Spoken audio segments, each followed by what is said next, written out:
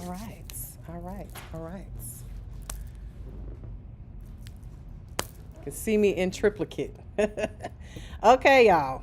So this morning, we are going to be talking about, we're jumping right into it, the nail structure, disorders, and diseases. This part of the class is probably the meatiest part, the part that is going to be, you'll see a lot of questions pertaining to this part of the course on your state board. As a matter of fact, 40% of the state board theory exam is on the science part of nails. They don't care about nail art like that. They don't care about most of the stuff you think they do. Okay, 40% of your test will be on the scientific parts of what you're going to learn here. Okay, now I'm no scientist. I don't really like science like that, but I love nails and I know this chapter backwards and forwards, and I'm really good at teaching it. I mean, I don't want to toot my own horn, but I promise you, you will leave here today knowing these disorders and diseases, as long as you write down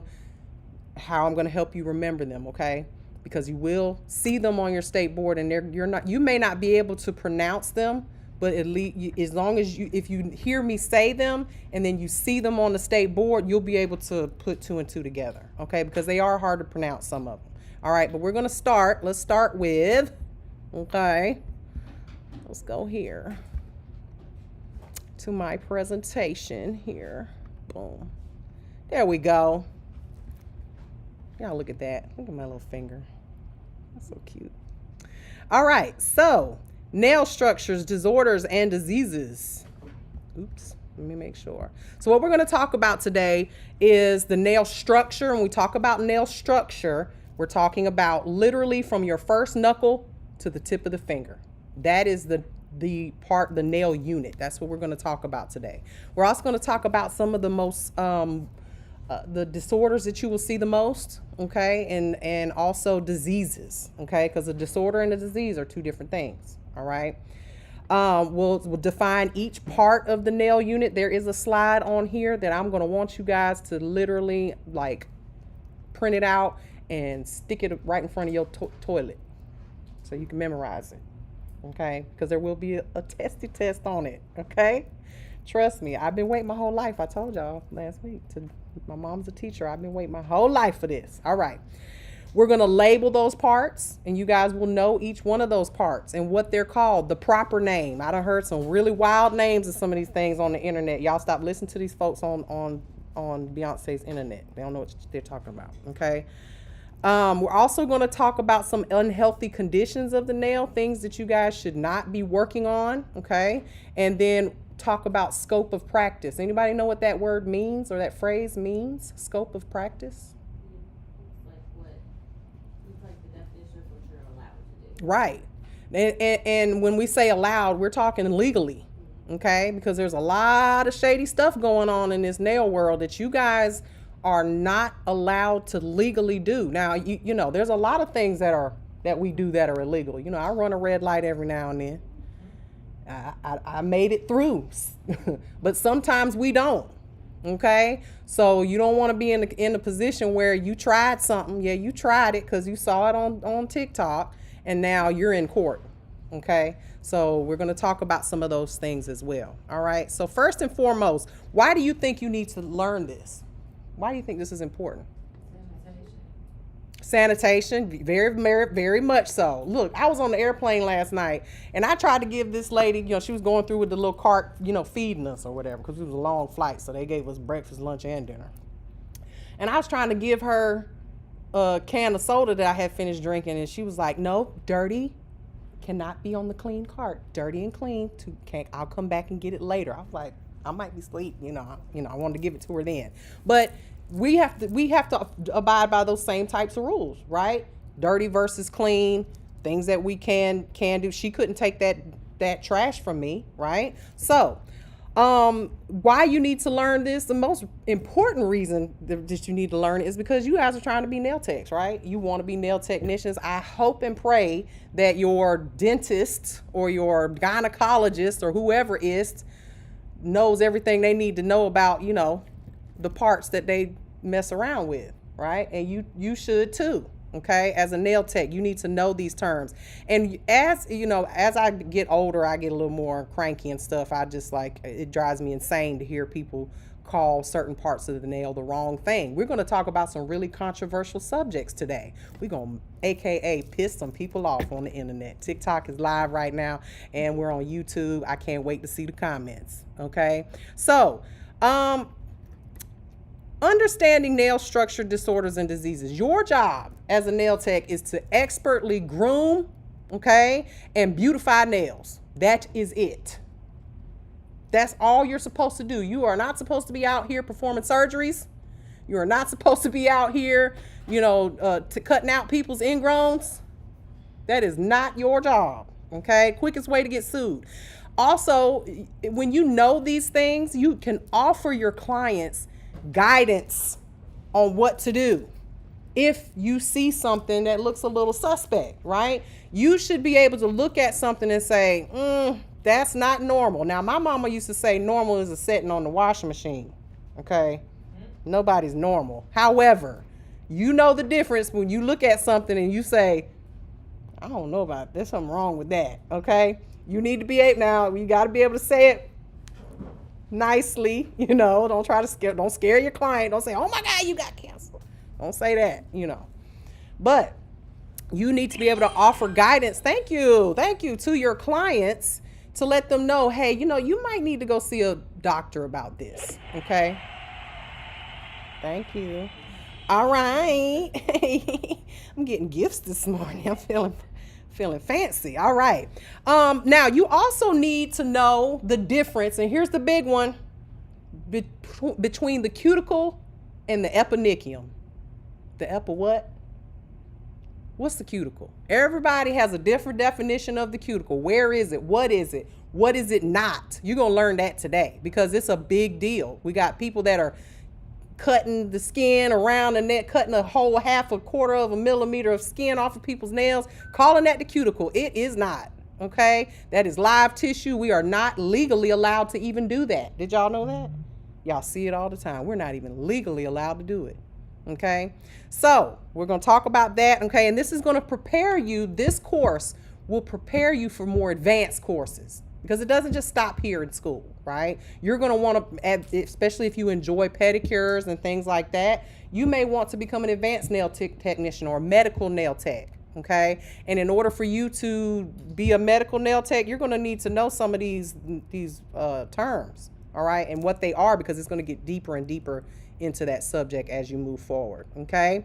Now, let's start first with the natural nail unit, okay? What is the natural nail unit?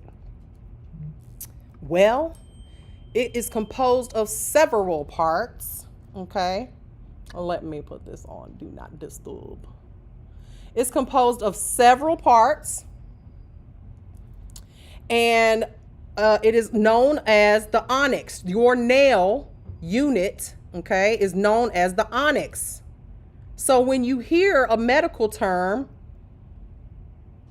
or a word that sounds medically, whatever you want, and you hear onyx in there, then you know that it is dealing with the nail, okay, or oni, okay. Just like a lot of other medical terms, they'll usually have a certain word in the beginning of it to describe where that disorder or disease is pertaining to, okay? So the several major parts that it is made up of is the nail bed, the matrix. We're going to name out all of these things, so don't feel like I'm going too fast, because we're going to talk about each one. The nail bed, the matrix, the cuticle, the eponychium, the hyponychium, specialized ligaments, nail folds, lots of stuff, blood vessels, blood cells and nerves, endings, and all of that is in your nail, okay? So the nail itself, though, the hard part that we deal with the most is mostly made up of what? Anybody know? It might be on the screen. It's on the screen. Keratin, right? Where have you heard that before? Hair, right? So hair, skin, and nails are very closely related, right? Your skin, your hair, your nails is made up of keratin, okay? But our nail plate is hard. Our hair isn't, some of our hair is not, it's very soft. Sometimes mine's a little hard. Needs a little hot oil treatment, right? But it's all keratin, even our skin, okay? So the nail plate is made up of durable keratin, much more durable than the hair or in the skin, okay? Now, a normal healthy nail, because there is a such thing as a normal healthy nail, all right, is going to be firm, flexible, shiny, slightly pink in color, okay? No matter what color you are, your nail bed should have some level of pink to it, because guess what? Up underneath there is blood vessels and blood flow running up underneath that nail plate, okay? Its surface is going to be usually, okay, this is again normal setting on the wash machine, but it's usually smooth and unspotted with no splits or deep grooves, okay? Everybody looking at their nails and saying, do I got normal nails or not? Right? They should be whitish or translucent in appearance, with a pinkish color of the nail bed below showing through, okay? Now, if your nail does not look like that, it's a possibility that you either have some type of trauma to your nail. Anybody have a nail that just maybe you messed it up a long time ago, you hit it on something, or maybe you had an extra long extendo nail on and you got it caught up in the door and it snatched off, and then you ended up with some funkiness for a little while, right? That nail is not normal when it doesn't have all of these attributes, okay? So let's talk about the structure of the nail. Now, this is the diagram that I was telling you guys. I want you guys to memorize, to know backwards and forwards, okay? This is a cross-section view, meaning they cut the finger in half, right? So let's talk about the first few parts that are important, okay? We're going to talk about each one of these individually, okay? But the first one we're going to talk about is the nail folds, okay? The nail folds. Now, the nail folds are the skin that surround the nail plate. If you look at your nail, okay, look at your finger. That skin that's around that entire nail, okay, it's a U shape. Okay, we're talking like if I'm looking at my nail like this, that U shape, because of obviously the free edge of the nail is the nail part that grows out. So that U shape, those are the nail folds. Now they're broken up into two different parts, okay? So you've got the lateral nail folds. What does the word lateral mean? Anybody know? Any medical folks in here? Listen, it's all right. You've got to remember. Lateral means they run beside each other, parallel. You hear the word parallel, kind of think lateral, parallel, all those L's, okay? Lateral nail folds. Those are the two, because you got a U, right? The two L's on the side are your lateral nail folds, aka the sidewalls, right? You've heard of those before? All nails need sidewalls, okay? But those are the sidewalls, the lateral nail folds, okay?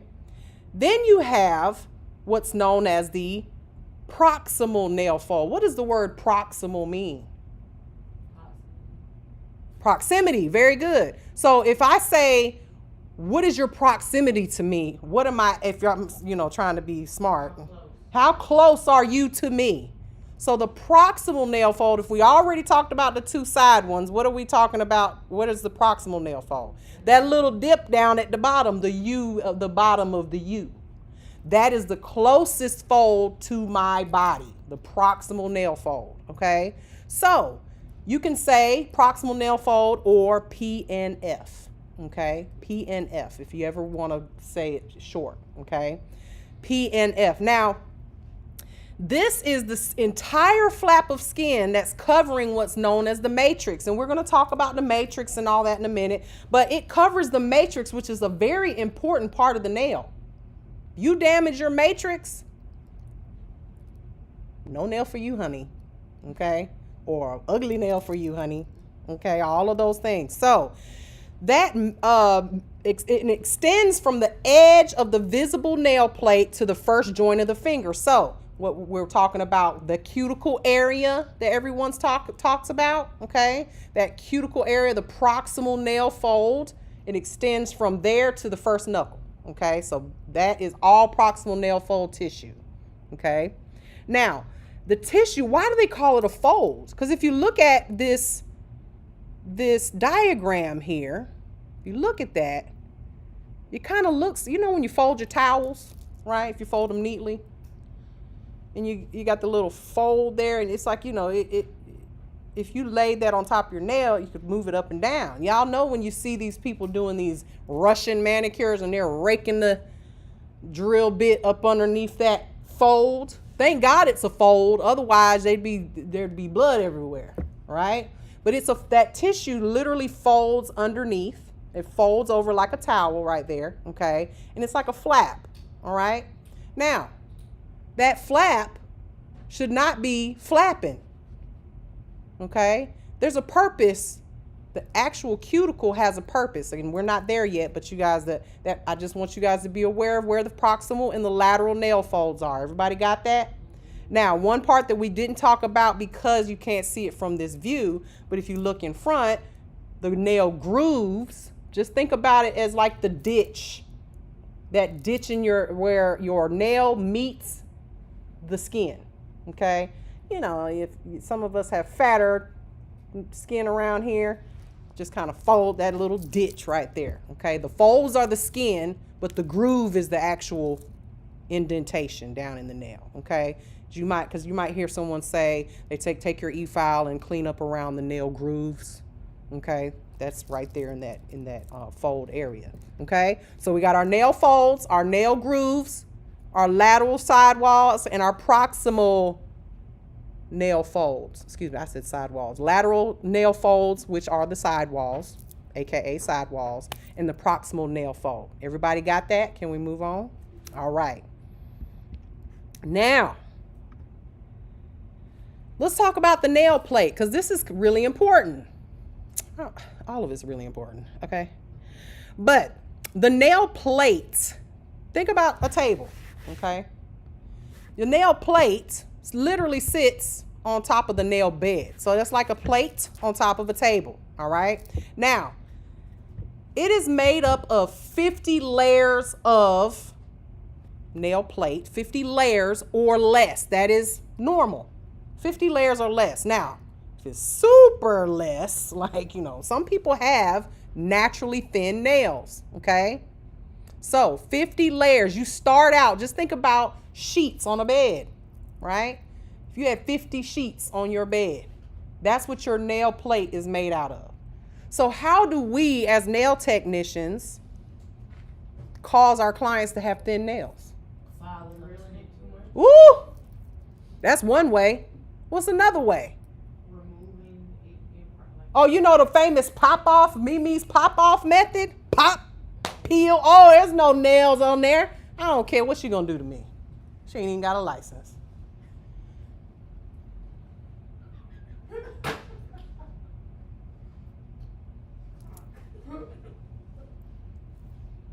Pop off the nails, right? What happens to the nail plate when you just pop it off with a nail tip? It's tearing sheet. You've seen it on your own nails before, right? It's tearing sheets of that nail plate off, and you're lucky because you know you think, oh, it's just, you know, I only do it, you know, once every few months, okay? But you guys got to remember, how long does it take for a nail to grow? Does anybody know? From the cuticle to the tip? A very long time, okay? But a nail will take anywhere from 4 to 6 months to grow from the very, very cuticle area. If you completely rip it out, to the free edge. And that's a fingernail. A toenail could take 1 year to 2 years to grow. Anybody had a toenail ever completely gone? I bet y'all know how. Acrylic toe, wasn't it? See, y'all gonna learn. Y'all gonna learn. No, you don't. No, you don't. There's other ways. There's other ways. Acrylic is gonna cause you to end up getting it's never gonna grow back right because acrylic is gonna absorb it's a porous product. So it's gonna absorb all this moisture. You putting your feet in your shoes, sweating all day, and then next thing you know, you thought you had an acrylic toe on there, and then up under there it's just crumbling and falling apart because it's turned moldy and stuff. Yeah. So there's gels out there that are made specifically for toes. Not just any gel, but we'll get there. We'll get there, okay? Ms. Mary, well, you guys, any of you that follow me know I do not agree with acrylic on toes. If you start that, it's never going to end well. You just gonna be walking around here bare-toed with no toenail. Because that's the best way to do it. Just pray that the summer is short. Hope this is a short summer. Wear flip-flops and socks, okay? All right, so, and I mean, at the end of the day, you can kick a wall with your regular toenail and lose your whole toenail. Imagine having an acrylic toe on there that's this long, because you know y'all like to have French tips and stuff on your toes. I don't know why. It's just going to be a problem one day. It looks cute now. Wait till you in your 50s and 60s and those toes look, never mind. We ain't going to go there. All right, so 50 layers or less. And it consists of what's known as the free edge. Some of us have a free edge if we don't bite our nails, right? You know that little piece that kind of hangs over the edge? We got any nail biters in here? They don't want to admit it. We got a couple. Huh? You used to be? Till you started putting nails on your hands? Yeah, you had to wear nails to stop biting them? It's a mental disorder, they say. No, I'm just joking. I'm just joking. I'm just joking. But it is a nervous thing. Like you just get, or you boredom. You just be bored. I do it. I ain't gonna lie. I do it, especially if I don't have a fingernail file close by. I do it. All right. So the free edge, we're not gonna call it the tip of the nail anymore. Okay. It's the free edge. You guys are now in nail school. You are learning how to talk like a nail tech. I can tell you this. I can sit with somebody who says they're a nail tech in 5 minutes and tell whether they went to school or not, or if they're a professional or not. Okay? We don't say the tip of it's the free edge. It's the sidewalls. It's the nail grooves. It's the lateral nail folds, proximal. And you're not going to say these things to your clients because they'll be like, the what? Right? But when you're talking to me, and I'll correct you because you're in school. If you say something like, you say, I painted my nails this weekend. I'm going to say, you did what? Okay. I say, because we paint houses and cars. Okay. We polish nails. We are professionals. Okay.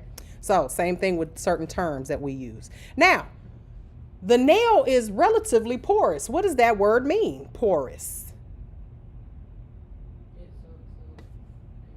Everything. I was going to say everything, not just water, everything. If you, partake of the devil's lettuce, your nail tech knows. You can smell it. It comes right out of that nail plate. If you smoke cigarettes, you can smell it. Oop. We got any smokers in here? People still smoke cigarettes? Girl, I don't know no people that smoke cigarettes. But you can smell it. You can smell it, okay?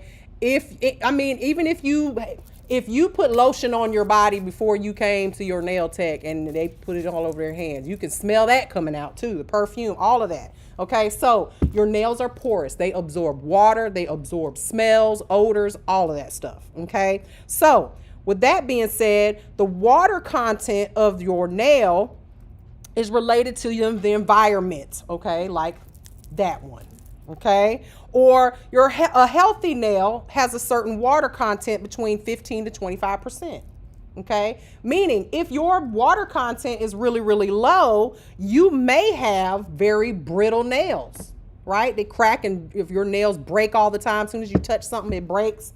You may be dehydrated. You may need more water in your diet. Okay, again, we don't diagnose because we're not doctors, but you can guarantee that client who comes to you with those very brittle nails, that's probably their problem. They probably drink, Starbucks all day or sodas or whatever. They don't drink a lot of water. All right. So water content affects your nails' flexibility. Okay. If you've got a client who's got very flexible nails and they bend a lot, they probably do take a lot of water. And we don't want them to bend too much, again, but I'd rather them bend than break, right? So everybody got that? The nail plate. What the nail plate consists of, all of that good stuff. All right, moving to the next thing. The nail bed. So we said the nail plate sits on top of the table, right? Well, yeah. So the bed, it supports the nail plate. Now this is that soft, squishy stuff that's underneath your nail when you get your toenail snatched out. You know that soft, mushy stuff that was under there that you know what I'm talking about? That was your nail bed. Okay? Now, think about this. When we file on our nail plate, we don't feel anything. It's just like, we don't have nerves in our hair. We cut our hair. We don't go, my God, I felt that. Right? So the nail plate, it doesn't have nerves in it, or any feeling in it. But up underneath there, where that nail bed is where all the blood vessels and all of the nerves reside. Okay? So when you feel that heat, when someone's filing on your nail, where are you actually feeling it?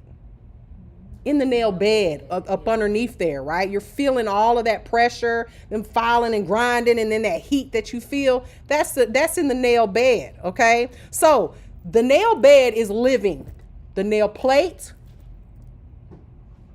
it's not living, okay? I won't say it's dead, but it is. But I mean, it's not living, okay? Now, the nail plate supports the the nail bed supports the nail plate as it grows out. Okay. Now, gotta talk about another little part of the nail, which you can't really see in this picture here. But think about the nail as it grows out. How is it growing out? Like, how is it growing and we're not feeling it or not feeling pain as it just kind of grows out? It is because of that big word up there.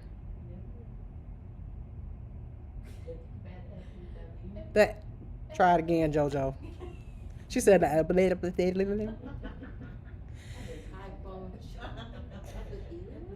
the bed epithelium. So let's talk about that real quick. You was close. Right there. That one. You looking at the tiny ones. I said the big word right there.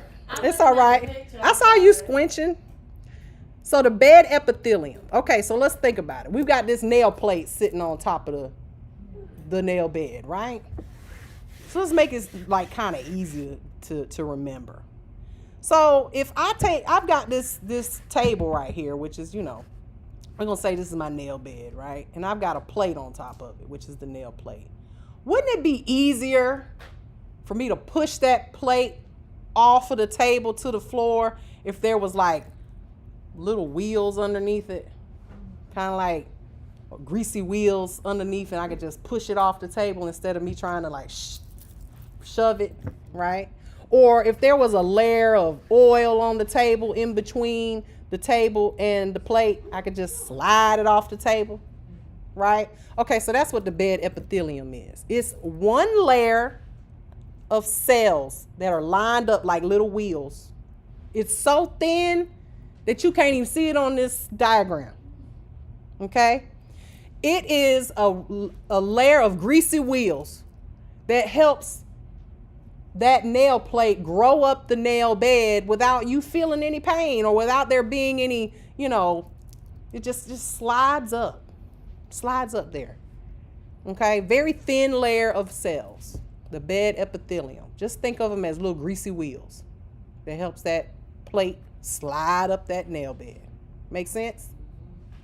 Y'all ain't gonna forget this stuff. You're gonna forget it, but then you're gonna study and you're gonna the night before you'll stay bored and you're gonna remember.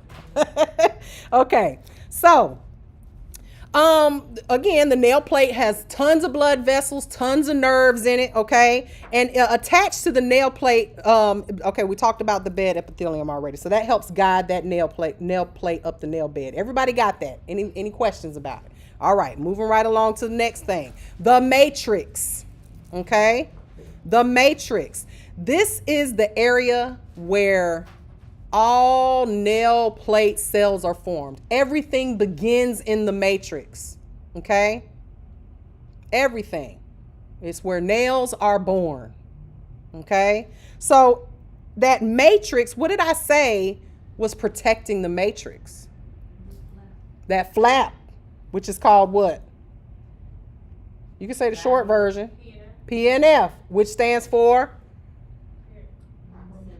Proximal nail fold. You got it. Okay. So that flap is covering the matrix. So when you look at it on this picture, it looks like it's far away, right? But it's literally right there underneath that flap. Literally. Okay. So it's composed, the matrix is composed of these cells that produce the cells that create the nail plate. So with that being said, if you damage that area, even the slightest, even a tiny little damage, you're going to see some type of result from that. Meaning, you've probably seen little white spots on your nails before. What is that? How did that happen? Well, sometimes, most times, it's a micro trauma to your matrix. You may not even realize it, but you hit your nail some kind of way, even a tiny, it could have been something as simple as you just, hit it on the table and it hit that matrix area just right. And now there's a little scar right there because of it. And it might grow out, it might not. Okay. But that matrix area must be protected at all costs. So explain to me, what is up with these Russian manicures? People just raking up under there, just all up in the matrix, all up in their business. You're taking a risk. They might have a nail today, but you might hit just the right spot and they might not have a nail next week or next month. And nobody ever blames the nail tech, right? Because our nails grow so slow, you're like, oh, well, I don't know how this happened. Well, you think maybe, just maybe, it might have was the person that was doing all that retching and pulling and tucking and stuff to your nail. Okay. Same thing with when they're cutting that skin, that live tissue. No one ever blames their nail tech because, you look good when you walked out. You took a whole picture and everything. Now your fingers was screaming bloody murder because you're like, oh my God, it hurt so bad. But I didn't want to say anything because I don't know why y'all don't say nothing, because I know it hurts. It hurts, right? You said what? Say it again. What'd she say? What'd she say? Yeah, it hurts. You don't want to say nothing. They're sitting there trying to.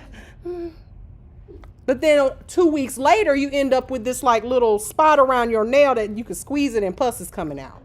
And no one blames their nail tech because it took 2 weeks for that to happen. But baby, they started the problem, okay? 9 times out of 10. Because, you cut that area, now you've opened up that to all kinds of germs, and you've got an open wound now on all 10 of your hands. How many of y'all have little babies? How many of y'all have had to wipe their booties? Yeah, and all y'all, do y'all put gloves on when you change your baby's diapers? No, you don't. Do you put gloves on when you clean your own booty? Okay, then. So with that being said, it could be as simple as putting your hands in dirty dishwater. Okay, and you've got these, open wounds that your nail tech did. So nobody ever blames a nail tech, but I guarantee you, if you trace it back to something as simple as pushing the cuticle back too far, raking a dirty e-file up underneath that flap of skin, right, can cause an injury. And eventually, if you do it so many times, that matrix area can become permanently damaged. And then guess what? No nail for you, honey. All right. So that matrix, very important, right? Now, what's the lunula? What is the lunula? That little white moon-shaped thing, okay? You ever wondered what that is? Like, what is it? What is it actually? You just found out last night? Last week, okay. The lunula, okay, is the most visible part of the matrix. You can't see your matrix because it's hidden up underneath that flap. But you kind of can. It's that lunula, okay, that white part. And look, all of y'all looking at your nails. Can you see your lunulas? Because some people have big ones. Some people have little ones. Some of them you can't see at all because your cuticles need to be pushed back or something. You just can't see them. All right. But that lunula is the most visible part of the matrix that you can actually see, that extends underneath that living tissue, aka the proximal nail fold. It's a whitish half moon shape, okay, at the base of the nail plate. And the reason why it looks like that, why it changes color, is the reflection of the light. When the light hits it, okay, it hits the matrix, the surface of that visible part, you can see it, okay, because it's not made. This is how I kind of, yeah, y'all ever messed around with raw chicken and, you know, the bone area, and it's got that gristle that kind of looks like a rainbow. It's that shiny ligament part. That part, not on raw chicken, y'all. Not on cook. Hopefully, you don't see it on cooked chicken, but on raw chicken, right? You'll see that little white part where the bone is attached. You ever notice how you look at it? It's kind of pretty. It looks kind of like chrome. A little reflection of the light hits it, and it looks, you know, it kind of looks like a rainbow color shade to it. That's what that matrix area is similar to. So the light reflects it, and you can see it. It's just lighter than everywhere else on the nail. Okay, so the color of your lunula is the color of your matrix. All right, and not all of them are visible on everybody. Okay, now the growth of the nail can be affected by several different things. What do you think one of them is?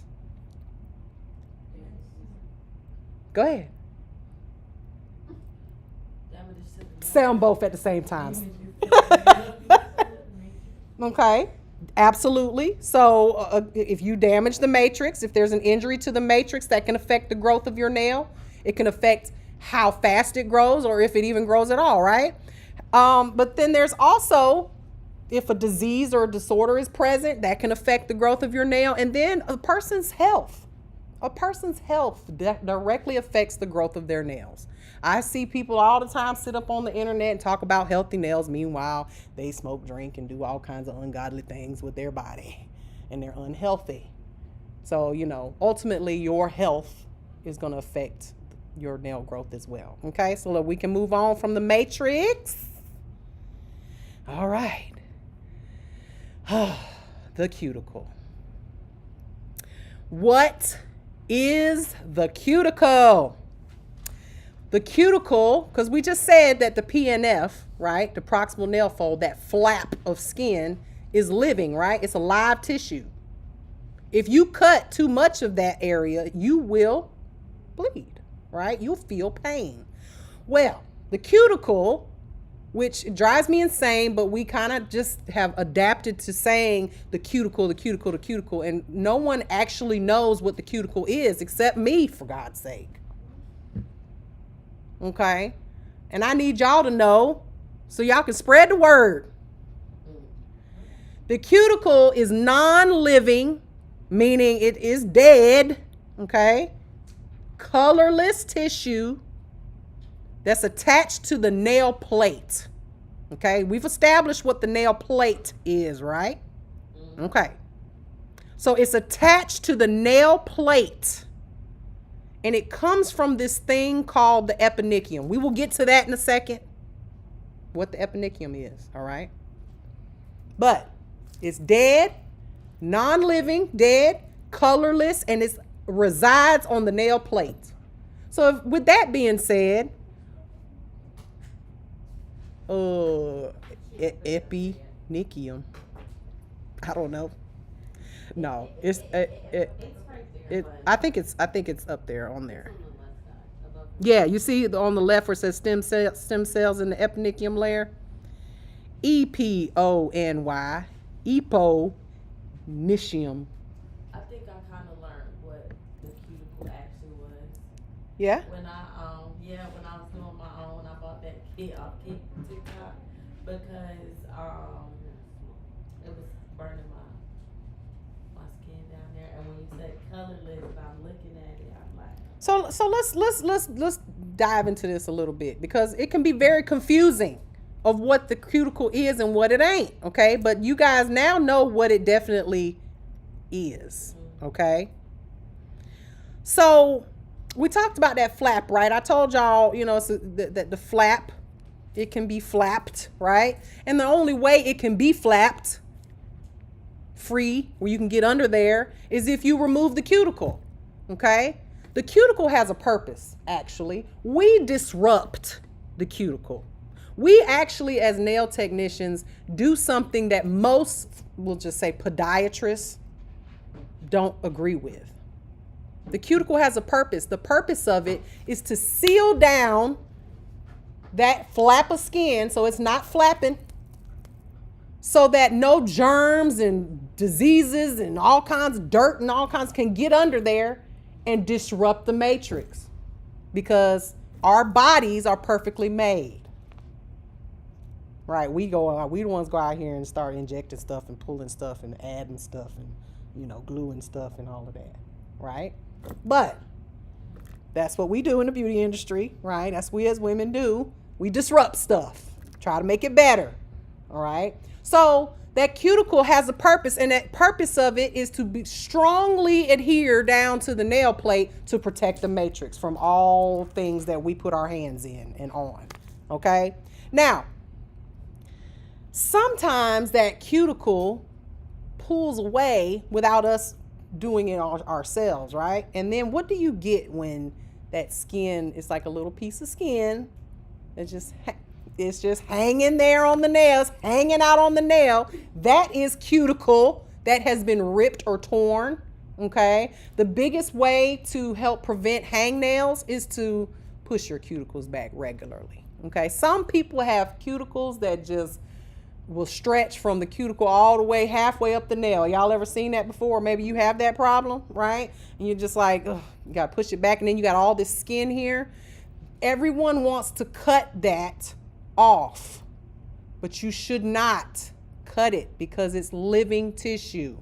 Cuticle will actually just very easily, if you push it gently and moisturize it with a little bit of water in a bowl or even in the shower, actual cuticle will just brush away. Everything else that is there when you see these nail techs pushing, that is the client normally has not taken care of their nails properly, and the skin has now grown up with the cuticle, okay? It should not be cut. Okay. And why do you think it's not only the scope of practice, right? You're not legally allowed to do it. You guys are only thing you're allowed to cut in your job is free edges of nails. That's it. You go to cutting skin, period. Now listen, I'm going to say this one time only. When you guys are here, I know some of y'all old enough to be my sister or something like that, whatever. But it's like when you were living at your mama's house. You had rules, right?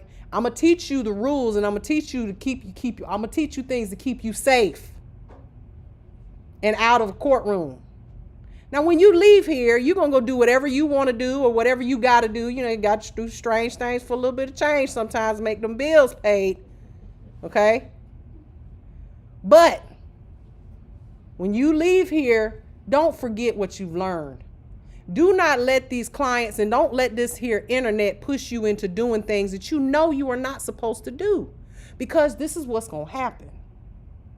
You're going to end up in court because somebody had to have their finger filleted open, lanced open. I don't know if y'all have ever seen that before, but when a finger gets infected to the point where there's that pus in there, and it's got to be opened up. They cut it. It looks like a busted open hot dog that's been cooking too long in the pot. You know what I'm talking about. You left it on there a little too long. That's when you know it's ready. Yeah. But in the nail world, that's when you know you done effed up. Okay? You went a little too far trying to be cute for the gram. Okay? So that's what's going to happen. You're going to end up in court, and they're going to call an expert witness. And they're going to say, Miss Negron, they say you're a teacher. They say you've been doing this a long time. Is it okay to cut the skin around the nail in a U shape and lay it out on top of the nail like it's a dead deer or something you're proud of? You just, y'all be acting like these are trophies or something. I saw a video, this lady had cut the skin around every single one of these girls' toenails, and it was just like, you could have made a whole roast beef sandwich out of them cuticle, that skin that wasn't cuticle. Cuticle does not do that. That is skin. You know they were, and she didn't say a word, but she walked out of there with a picture on the Instagram, and then 2 weeks later, she's going to have to come back and get it done again. Why? What happens when you cut yourself? Hopefully it heals, right? Hopefully. And when it heals, what do you have? You get a scab, and then after the scab, you get a scar. The skin is always going to be a little harder there. Well, guess what happens when you keep doing that over and over and over and over and over again?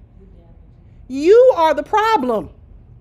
Your client, I have never in my entire career cut the skin around my cuticles. I have the most soft baby. You can't even push them without making them bleed. Okay? Because cuticle oil is a thing you should be using. It will change your client's life. They will love you if you just send them home with a bottle of cuticle oil that you made in your kitchen. It's just get you some olive oil, if anything. Start treating that area. Don't cut it because you're making it hard. Same thing with the bottoms of your feet. When they're cutting, they're not supposed to be doing that either. They're causing a scar, which makes your feet hard, and you got to keep coming back. You go back, you get home, and you get in your bed, and you're tearing up the sheets. Sheets expensive. Got runs and stuff in my sheets. My 900 thread count sheets. It was soft when you left because they were wet and moist. Then you got home. You got to go back to Sam's and buy some more sheets. What was you about to say? What about cuticle softener? Cuticle softener is going to help you because sometimes, it's hard to get that cuticle off. It's been there for a while. So cuticle softener or cuticle remover is a wonderful thing. Put it on there. When you guys are going to learn how to do manicures the proper way. You put it on there, you put it in the water for about a minute, pull it out, and that cuticle will come off just as easy. Okay? We are beautifying nails. We are not making them worse. Okay? And a lot of these nail techs are just making them worse. Okay? So, everybody know what the cuticle's purpose is. It's to form a seal around your PNF but we push that back so that we can, because it is dead skin, and skin and acrylic do not mix. You cannot adhere acrylic to any skin, period. So we got to get that off of there in order to do our job, okay, to disrupt like we do, okay, as women. That's what we do, disrupt. And men, sorry. Okay. Now, there's confusion again with these names because you hear cuticle nipper, right? Should we be nipping cuticles? You got to teach me how to do that. Yeah. You just, what's that in that Medea movie? Stop popping that gum. I was about to say that to you, but I was like, she might not know. She might think I'm being mean. That's a funny. You've seen Medea movies? You saw the one where she said, "Stop popping that gum." She focused, so she's like. Yeah, she real focused because she popping the hell out of that gum. I'm not about my nails, so I'm popping. That's all right. It's all right. But you really good at it. I need to learn how to do that so I can annoy the hell out of my mama. She hates that. She's like, "You don't stop popping that gum." All right. So I'm just kidding, Olivia. But stop popping that gum. I have ADHD. Self-diagnosed. All right. So, confusion, right? Nail nippers. We shouldn't be nipping anything, okay? Cuticle nippers should be called hangnail nippers because you can use them to like cut nipple, They should be called, little nail clippers because you can use them to clip, but never the skin, y'all, okay? And clients, they don't know this stuff. I don't know why I did this to myself last night, but I went into one of those beginner nail groups, the DIY nail tech groups. I try to stay away from them because then they're like, oh, she doesn't think she know everything. Well, I kind of do, but you're doing it wrong and you just using all kind of wrongs. It just makes me insane. So I got out of there real quick last night. I went in there, popped in real quick and popped right back out. I said, nope, let me stick to the people that want to be nail techs for real. Because they don't want to hear me tell them nothing. They want to be DIY nail techs forever. So what was you going to say? My question is, so, like now, of course, because I watch TikTok a lot. And, like, so, we are live on TikTok right now, just to let you know. So, like the drill bit has, like, the circle. Mm-hmm. Okay. That's what I was asking. Because I've seen them use the point one, the circle. Oh, yeah. That ball. Yeah, the little ball, yeah. First of all, the ball has a purpose, okay? You can use the ball for certain things. For number one, for drilling holes in nails. Very good for that. That's the purpose of it. However, I have seen people use it to exfoliate hard skin. Like, for instance, sometimes, your writing finger, the one that you write with or hold a pen with, it usually has like a little hard patch of skin right there, right up on the nail, proximal nail fold or lateral nail fold there, the side walls. It's okay to take one of those and kind of exfoliate some of that skin off. At the end of the day, teach your clients to use cuticle oil on their fingers. Let them treat themselves because that's going to help you do your job better. The thing with these ball bits that everyone uses on the skin is they're not using it on the skin. So what happens, think about a ball, right? If I'm taking something round, when I put it on this table, how much of that ball is actually touching the table?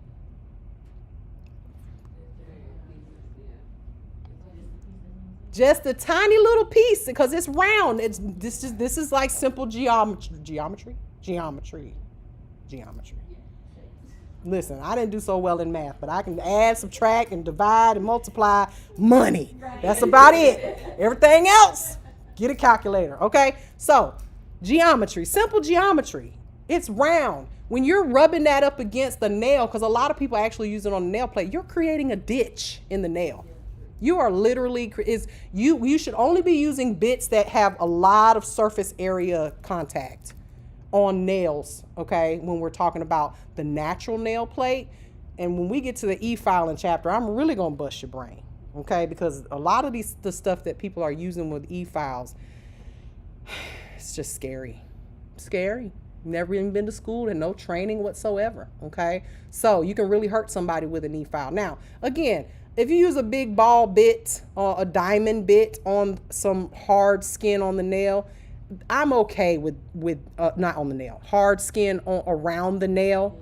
Sometimes the hyponychium gets really, really dry and crunchy under there, but that hurts. I'm sorry. I'm not going to do anything to my client that could cause them pain. I'm not an esthetician. I'm not snatching hair out and I'm not causing you no pain, okay? If it's painful when it comes to nails, you shouldn't be doing it.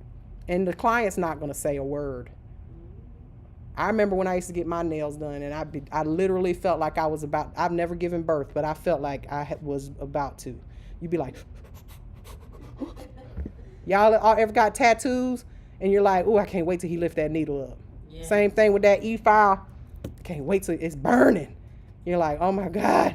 But you don't say nothing.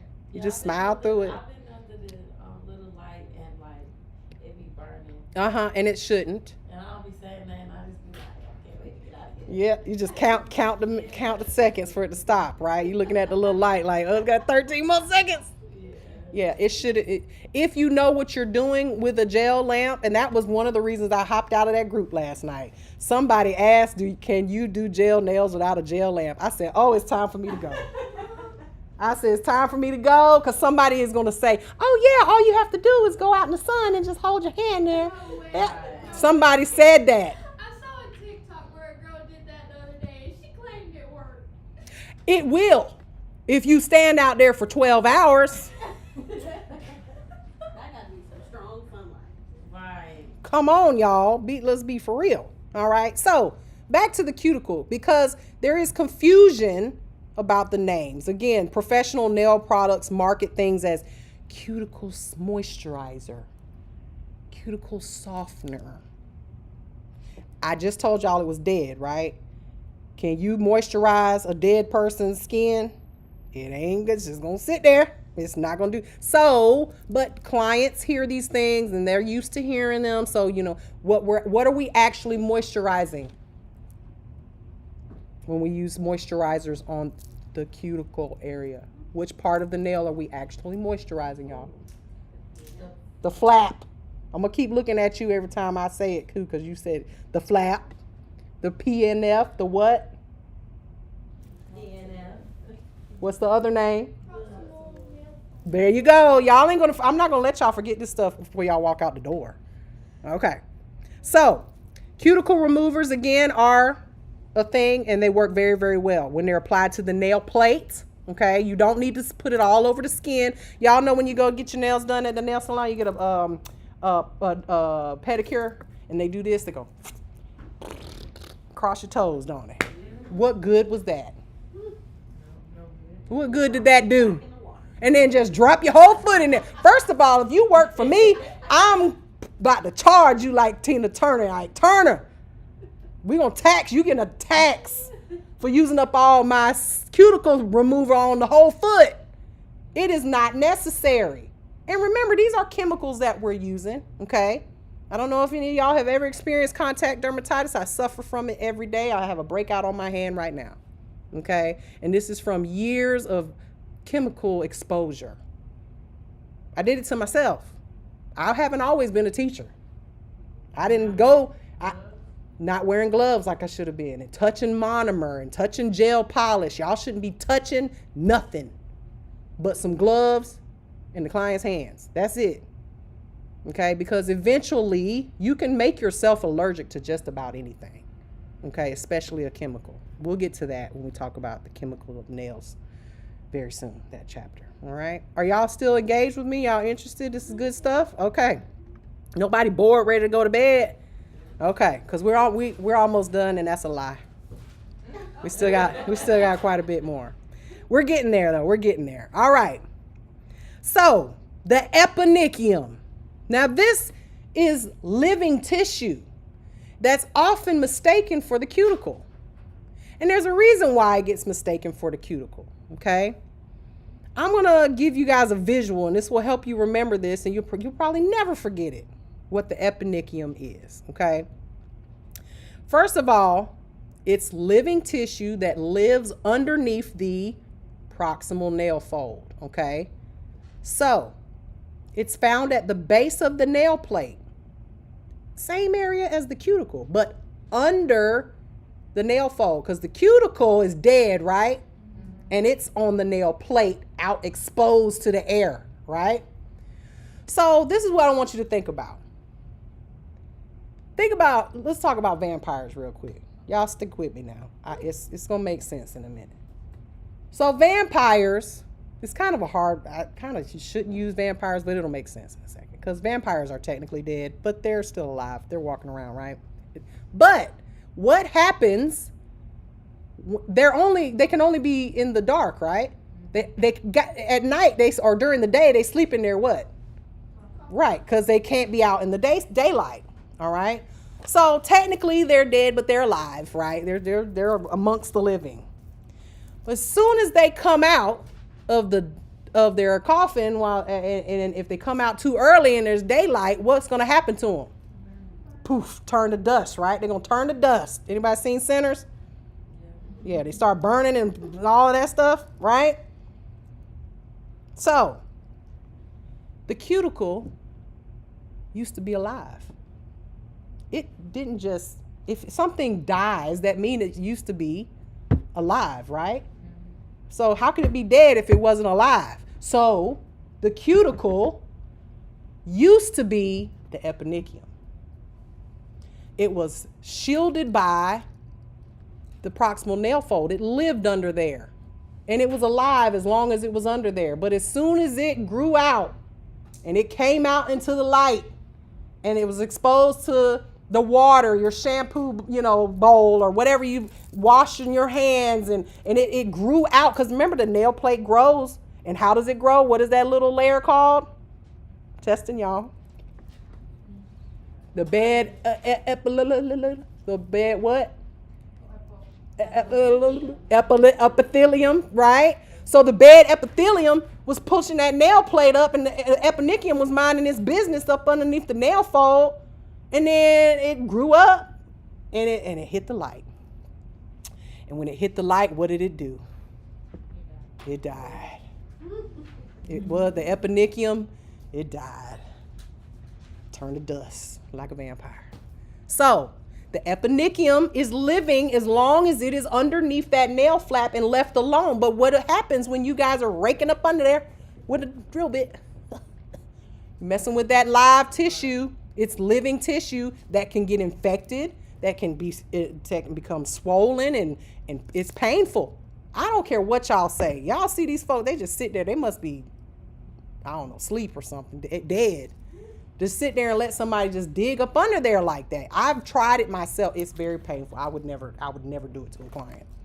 So the eponychium is living tissue that grew up on the nail plate, hit the light, died, turned into cuticle. There you go. Okay.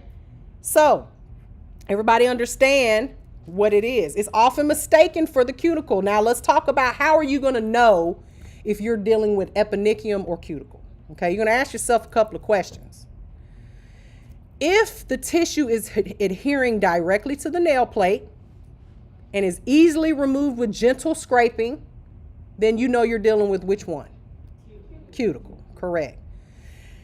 Is that tissue thin, colorless, and visible to your eye with close inspection?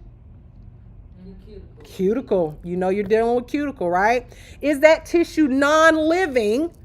Meaning if you touch it, it's not painful, right? And it's directly attached to the nail plate, you know you're dealing with cuticle. Now, if you answered yes to all those questions, obviously it's a cuticle. Now, now I'm gonna ask a couple more questions and you can tell me what I'm dealing with then. Does the tissue cover the nail plate, the nail matrix, and the lunula?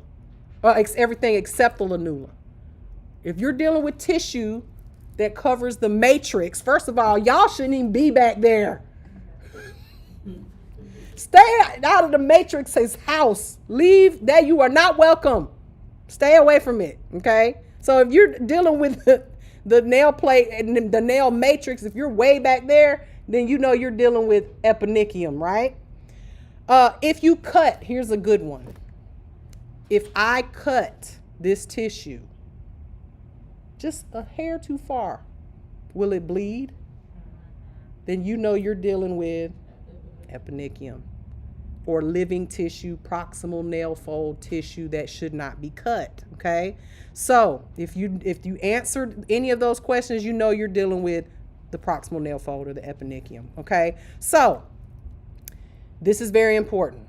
And this is in the state board rules of every state in the United States.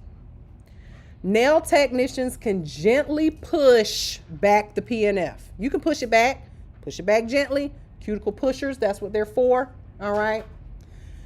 Push it back so that you can get as much of that nail plate exposed and cleaned off and remove that dead skin off the nail so that you can do your service, whatever you're gonna do, okay? But you are prohibited. Prohibited. That is the word used. What does that mean? Not sometimes, not I've been doing this a long time. I know what I'm doing. I had one of my nail tech friends say that on a live one. I've been doing this a long time. I know what I'm doing. Okay, you tell that to the judge. when they sue you for everything you got, okay? Prohibited from cutting or trimming any living tissue. This includes the PNF. You heard it here first. You're not going to hear me say this. You are going to hear me say this over and over and over again. And now you have the information that when you go on TikTok and people are doing the things that they shouldn't be doing, don't send it to me, say something. Because I get kicked off of people's pages too much. They be like, I don't want to hear. Like, did the school of nails like throw you off? You think I just named myself that because I just wanted to? Anyhow, you don't know what you're talking about. Okay. All right. Last part of the nail that we're going to talk about. The hyponychium. Hyponychium.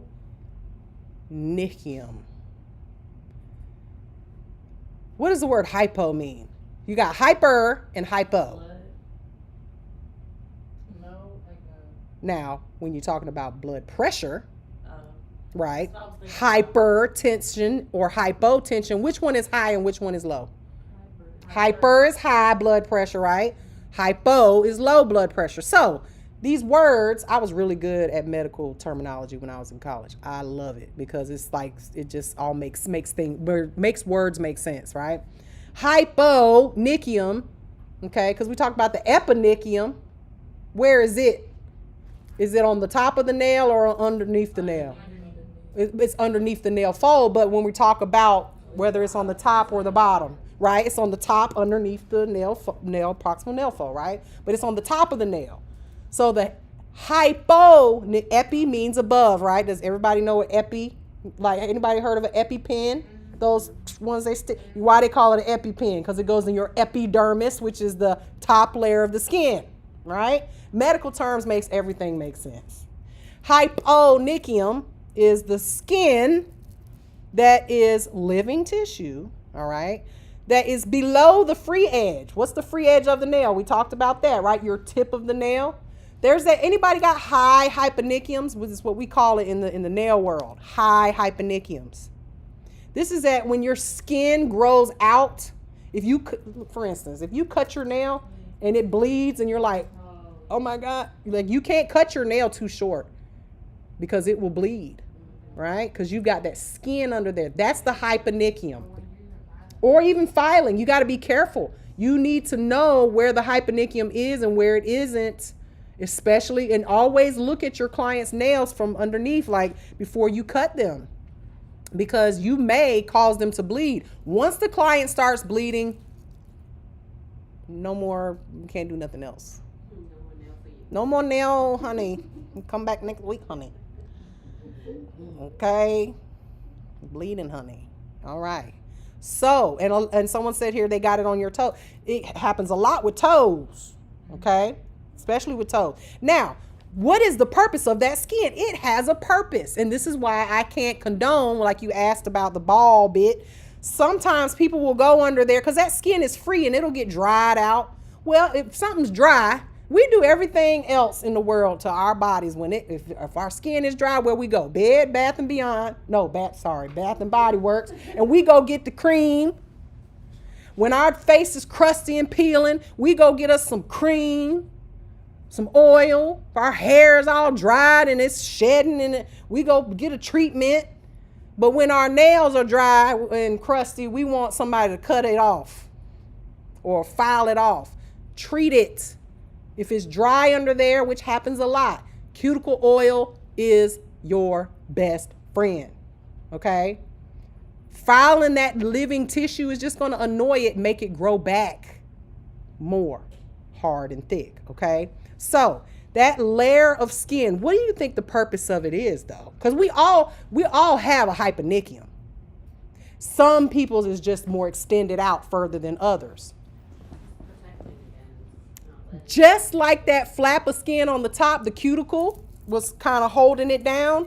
Well, your hyponychium, I want you to consider it kind of like the latch on the hood of your car. If you lift that latch, the hood goes up, right? Well, if you don't have a hyponychium or your hyponychium gets disrupted, your nail is going lifting up, okay? And there's a whole disorder around that, Okay? So, treat that area very gently. Okay? And because when it gets damaged and the nail plate separates from the nail bed, infections can get under there, water can get under there, all kinds of nasty stuff can get under there. Okay? So we don't want that. All right? So does everybody understand those parts of the nail? That diagram right there, like I said, tape it in front of your toilet. At least I know you see it a few times a day. Okay? Hopefully. And otherwise, you need to go see a doctor. Okay? Now, I am a petty teacher. Petty Patty. Do you think I'm going to give you a quiz that looks just like that? No. No. I'm going to mix it up. It's going to be the same picture, but I'm going to mix it up, switch it around, do some things to it, okay? So, with that being said, you already know what your pop quiz is going to be next week. Lucky you. Okay, that's going to be part of your exam. There will be an exam, but this is part of it too, okay? That's going to be a paper test right here. Doop, doop, doop, doop, doop. Only 10 of them on there. Now, I will accept PNF. We didn't talk about the keratinized proximal nail fold. The keratinized let's go back to that real quick. Because the proximal nail fold, some, like mine are really soft, right? That skin that everybody wants to cut. But some people's are really hard, and that's why they want to cut it. Why? Because it's keratinized. It's gotten hard. A lot of people have a lifestyle where if you bump your hands all the time and you're always cutting that area, it's going to become keratinized. And keratinized just means to get hard.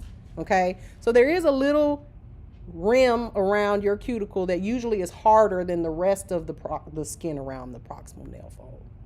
Okay? How do we treat it? Not by cutting it, moisturizing it. Okay? So, when it comes to this diagram, there is a couple of things we didn't talk about that are kind of self-explanatory. All right.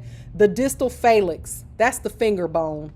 Okay. I will accept on your test finger bone or distal phalanx. Somebody ain't gonna hear about it. But good night. But you got it right. Okay. Distal phalanx or finger bone. I'll accept either one. Also, the stratum corneum, what is that? Well, that's just the skin on your finger. You ever looked at, we'll get to the skin structure disorders and diseases chapter soon. I kind of spread those out because there's a lot of information there too. But if you look at the skin on your finger, it kind of looks, if you look really, I ain't got my glasses on, but it kind of looks like corn on the cob. It's like little, you have to look really close. Oh, yeah. The lines, they kind of cross hatch, kind of like that. If you looked really close under a microscope, so it's called the stratum corneum. Okay, I will accept stratum corneum. Okay, you're welcome. But you know, corny something. I don't expect y'all to spell none of these right. Okay, I don't, because I can't spell hyponychium. You just find a spell it the best way you can. Now, if you all the way off, like hyponychium, and you spelled it with a F, now, you know what I meant, Miss Mary? No, I do not. Okay, so do the best you can with the spelling. Okay. Also, stem cells in the eponychium layer, I'll accept eponychium. Though you ain't got to put stem cells of the eponychium layer. We know what the matrix is: the cuticle, nail bed, nail plate, hyponychium, distal phalanx, or finger bone. Okay? All right. Now, anybody need to get up and stretch? We still got a little bit more to go. Just a little bit. I'm only going to have y'all about another 30 minutes. And then you'll be done with this chapter. Okay? But these are the hard ones. This is the hard ones. This is the disorders. We talked about the nail structure now. All right? Now we're going to move on to the disorders and diseases. Specialized ligaments, those are just the if you ever like snatched a fingernail out from the root, it's going to be attached to some ligaments that hold it to the bone. Okay? Well, if you look at this picture, let me put it back up here again. You look at that picture, the matrix area, there's like a little white part or whatever that it attaches to the bone. You can't really see. You see there's a layer in between the bone and the matrix. So there's something that holds think about it, how it would just be moving if it wasn't attached to something, okay? So that's those specialized ligaments. That's a fibrous band of tissue that attaches the nail to the bone, okay? Got that? All right, moving right along. When does class start each day? It's not each day. We rest through the week and we praise the nail gods on Fridays and Saturdays, 10 a.m. Eastern Standard Time. All right. Moving on. Let's talk about some of the factors that affect nail growth. We discussed this a little bit earlier. You want me to go bite? She said go bite. There you go. There you go. I can go bite one. I'm stuck watching you like school. Well, good.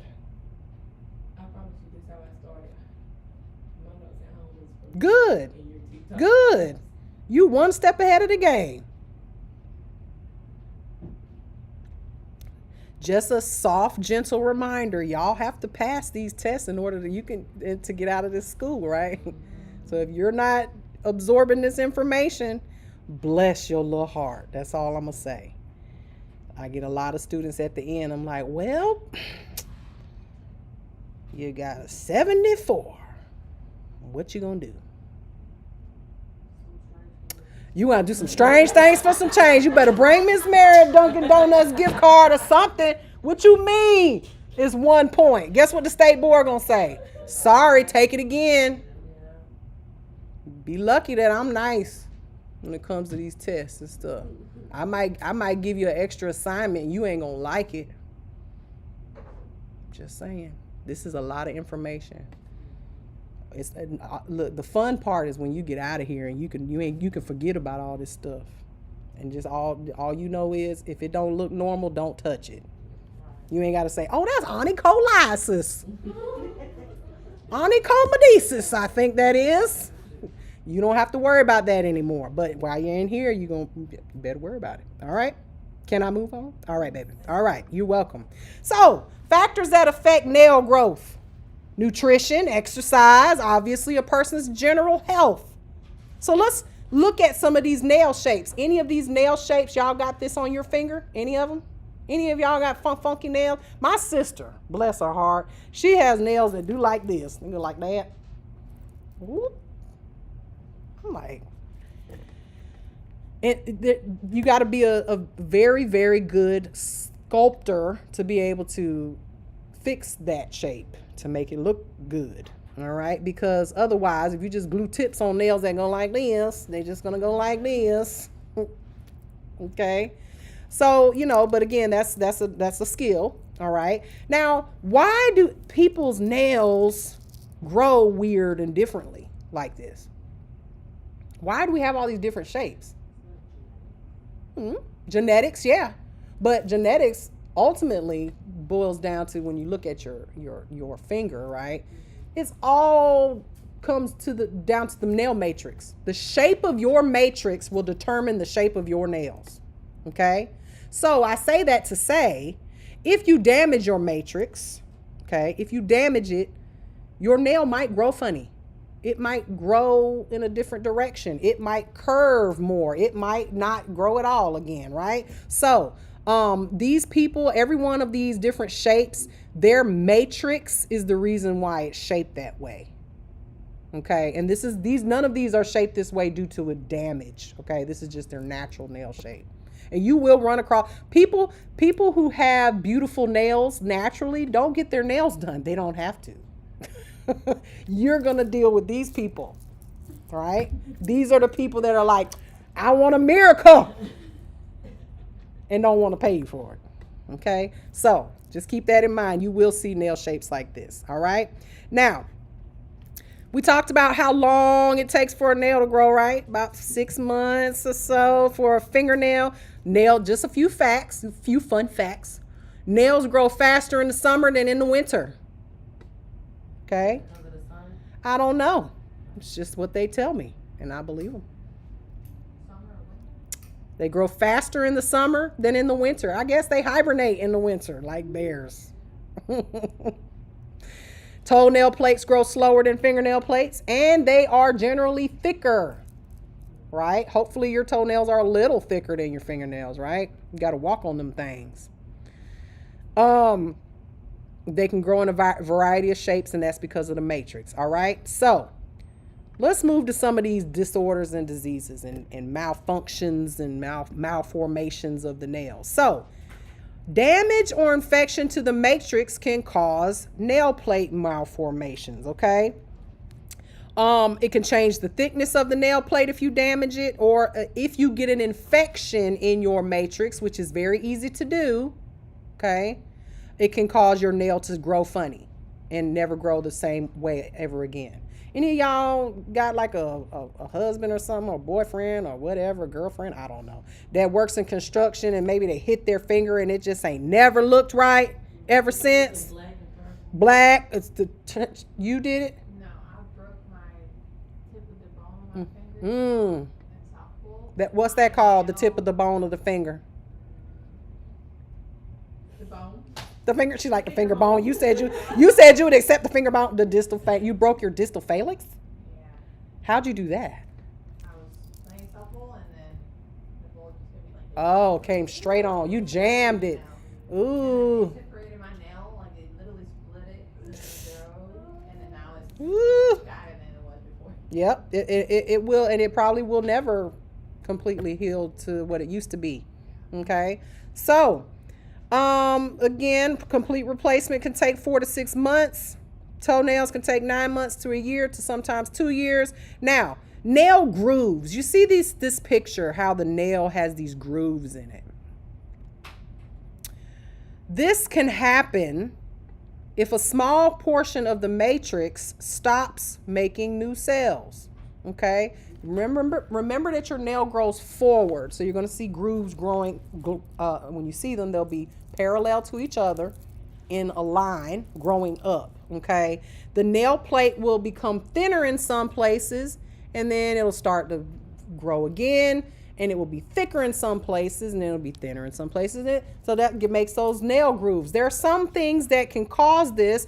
Most of the time, it's from normal aging. You'll see this on older people. Elderly people, okay? And that's, again, part of the normal aging process, all right?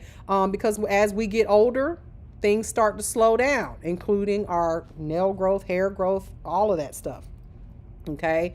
Now, when you see these, it's very important that you don't try to remove them. What do I mean by that?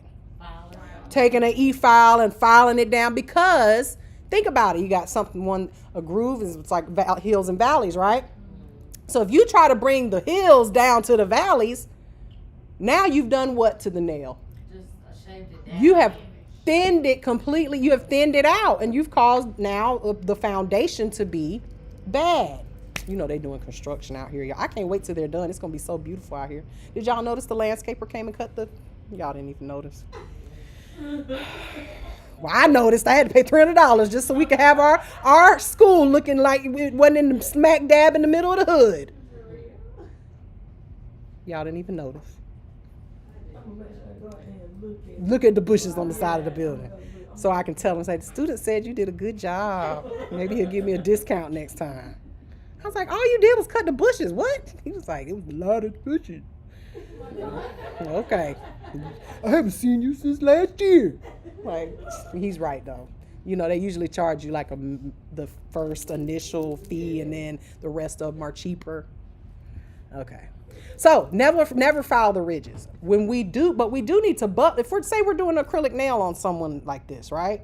We still need to get down in those valleys. So my recommendation would be to take a very soft buffer and buff with the grooves, not side to side, but in the direction of the grooves, to try to get as much of that, get it buffed as much, but don't try to remove the grooves, okay? So when we talk about disorders and conditions and diseases, again, there's a distinct difference between a disorder and a disease. Now, Let's talk about some unhealthy conditions of the nail. Unhealthy. All right. First and foremost, we talked about scope of practice a little bit when we started. Scope of practice means what you are legally allowed to do. Okay. Legally. And I would say morally too. All right. Because some things you just should not be doing. Now, you as a nail tech cannot diagnose, treat, or prescribe anything. The best you can do is tell a client, maybe you might want to drink more water, your nails are a little brittle, or you maybe want to add cuticle oil to your daily regimen just because you have dry cuticles. But other than that, please don't send them to the pharmacy to go get some, drugs or whatever for their dry cuticles. You can't do that, okay? Now, it is your job, however, to be able to identify unhealthy conditions. And when I say identify, I mean in your own head, not from head to mouth, okay? Meaning you might look at someone and say, "Ooh, girl, that is a fungus. You got a fungus." But you can't say that because you don't know that. And you don't want to be responsible for... And then again, you might say, "Oh, well, I don't think it's a fungus," and then it is a fungus. Yeah. You know what I mean? So if it doesn't look normal, do not work on it.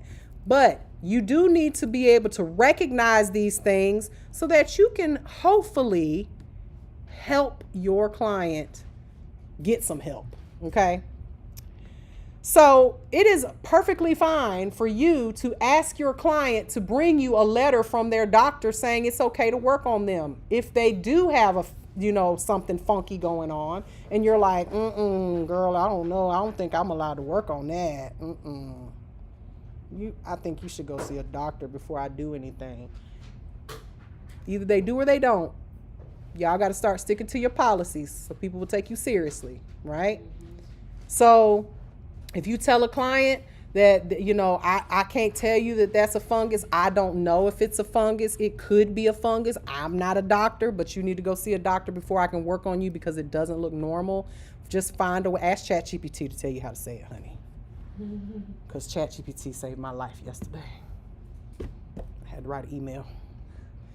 And I was like, it's not going to be a nice email. And then they were like, "Thank you for being so professional." I was like, "Thank you, ChatGPT. I love you so much." But find a way to be professional about it, okay? You know how you talk to your clients. All my clients, I talk to my clients like they're my sister or something, Like, girl, Nah, girl, I don't know about that. But you might have a different type of rapport with your clients, okay? So, again, I already expressed to you why it's very important that you don't diagnose and stuff because you don't want to end up in court, okay? Now, a nail disorder. A nail disorder is an unhealthy condition of the nail that is either hereditary or caused by an injury or disease of the nail unit, okay? Now, it doesn't mean that the nail is currently diseased. It could have been diseased before and it was treated and now it's got this funky look to it difference between a disorder and an actual disease, okay? Because you may develop onycholiasis because you had onychomatosis and now you have this disorder called onycholiasis and it's not diseased anymore. We'll get to that in a second. I know I said a lot. Okay? I'm just saying. All right? Things can cause you to have disorders. All right? So, once you have discovered that the client has an unhealthy condition, you want to tell the client what you have observed and refer them to a physician. If that problem is only cosmetic and not a medical condition, you may be able to improve the appearance of the client's nails. Let me say that again. If it appears to be a cosmetic disorder, okay, not a medical condition. What I mean by cosmetic, it could be that the client, maybe they 2 weeks ago mashed their finger in the door, right? And now they got a purple bruise under there. Well, that ain't a disease. It's cosmetic. It sucks. Maybe it hurt for 2 weeks and they were like, "Girl, I couldn't even get my nail's done because it hurts so bad, but it's healed now. But it's still a wound there, that or a scar from the wound, because it's going to have to grow out, right? You may be able to just give them a gel manicure or something just to cosmetically cover that ugly nail until it heals completely. Okay? Now, if that client has a obvious fungus, right, that is contagious, because funguses are contagious. Now, there's a difference between that green stuff, greenies that are caused by mold. That's a mold, okay, which is a fungus kind of, but it's not contagious. Came from water. A fungus can that is a disorder. You don't want to touch that, okay, because you can get it too. And then you can spread it from client to client, or client, one finger client to the next finger on the client. See what I'm getting at? So if you can improve the appearance of the disorder, then it's okay to work on them. And we're going to talk about things that are okay to work on and things that are not okay to work on for a few minutes, okay? So just remember this. If the client's nail skin looks infected, inflamed, broken, swollen, pus, bleeding, anything that if you touch it, they go, please leave it alone. Just leave it alone. Give them a 9-finger discount. Say, I'll take $10 off, but I can't mess with that finger. We're going to have to make you a prosthetic press-on. You can glue that thing down or tape it down, whatever. I've been known to do that. All right. Nobody can expand your scope of practice, not even a doctor. No doctor can say, it's okay. You can work on that fungus. It'll be better in a couple weeks. No, you cannot. Not until it's completely healed. Okay? Gone away. No one can expand your scope of practice. All right, so let's talk about these nail disorders. All right, we're going to go through these. These are the easy ones. These are simple, okay? Bowes lines. Bowes lines, that's that top one on the left. These are depressions running across the width of the nail plate due to a slowing production of matrix cells. So remember, your matrix is in the back, right? So this can be from, let's just say you were taking some kind of medication for 6 weeks. Or maybe you were on chemotherapy for a little while. When you do these things, sometimes your body chemistry changes or things slow down in your body, right? So let's just say this person was taking some type of medication that slowed the growth of their nail plate for a little while. So it wasn't thick in that area. And well, then they got off the medication. It started to grow again. Well, now you've got this depression that looks like a split, goes from sidewall to sidewall, lateral nail fold to lateral nail fold, right across the nail where it's split and it's weak there because of the growth. All right, makes it thinner. This is usually they had some kind of serious illness, okay, that they were on medication for or something like that. All right, there's several different I can't even go through the list of different types of reasons why they would have that. But if you see that, it's called Bowes lines. It can also come from an injury, and most people who wear nails have had this injury before, where your nail cracked from one side to the other. Usually it cracked, you hit your hand on something. Maybe you was whooping your kids, whatever you was doing with your hand. It cracked and it didn't break, but you felt something. You was like, ooh, something feel funny in there, right? Then you take your nail off and you got a split from one side all the way to the other, right? Here's the thing about Bowes lines. Can you work on a nail? Like, can you put acrylic on top of a nail that has a open crack in it like that? Even if it's healed. No, because it can observe the border. Absolutely. It can, because it's a crack from sidewall to sidewall. It's not like it's a crack down the middle, right? Even a crack down the middle would be bad. But sidewall to sidewall, how are you going to seal that to keep things from going under there? You can't really, right? So it's not advisable. I did this one time before. It was the worst thing I could have ever done. I had a client who had that. It was healed. Her nail broke. She waited for it to where it wasn't hurting anymore. It wasn't bleeding. It wasn't open a wound. I put a Gel-X tip on it. She called me 3 days later and said, Mary, my nail is throbbing. I said, well, girl, what you want me to do? She said, can you at least soak it off? Because we weren't thinking that it was, it was already healed. Well, I'm taking off the top layer, taking the polish off because I just want to soak it. So I started filing. It was a gel X nail. Filing it. Honey, I got past that polish and I got right to where the gel X nail turned into the natural nail because I always cut it off as much as I can. And it just went pus under there. Because what happened? I mean, we didn't clean it with like hydrogen peroxide or anything. I mean, it was healed. We didn't, sterilize it like we would with a surgery or something. So obviously something was underneath that nail that got trapped in there for just 2 days and it got infected. Thank God she was just not a Karen or anything. She was like, girl, it'll be all right. I just won't wear nails for a couple of days. I was like, girl, it's going to be more than a couple of days. Pus just came out of it. And then what could I do? Stick it in the acetone and keep soaking it? I was like, girl, I don't know what to do, girl. She was like, I'll get it off. It just feels better now because it was throbbing because it had infection underneath it. So never, ever, ever do that. Okay? Someone said it on here. Make her a press on. Make her a press on.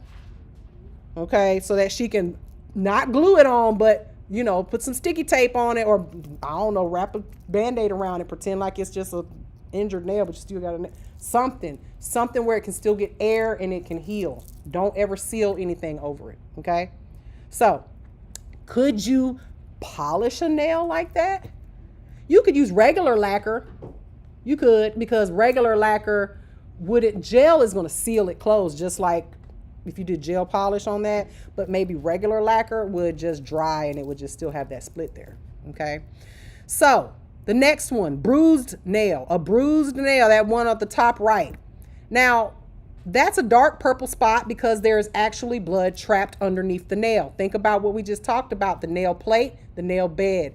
If you've got blood in between the nail plate and the nail bed, that means that the nail plate is separated from the nail bed, isn't it? There's a gap in between there. So in this case, because it kind of looks like that person is still bleeding a little bit. Doesn't it look like it's still bleeding a little bit? So I wouldn't touch them just because it looks like it's still an open wound there. But once that heals, it's still going to be purple, isn't it?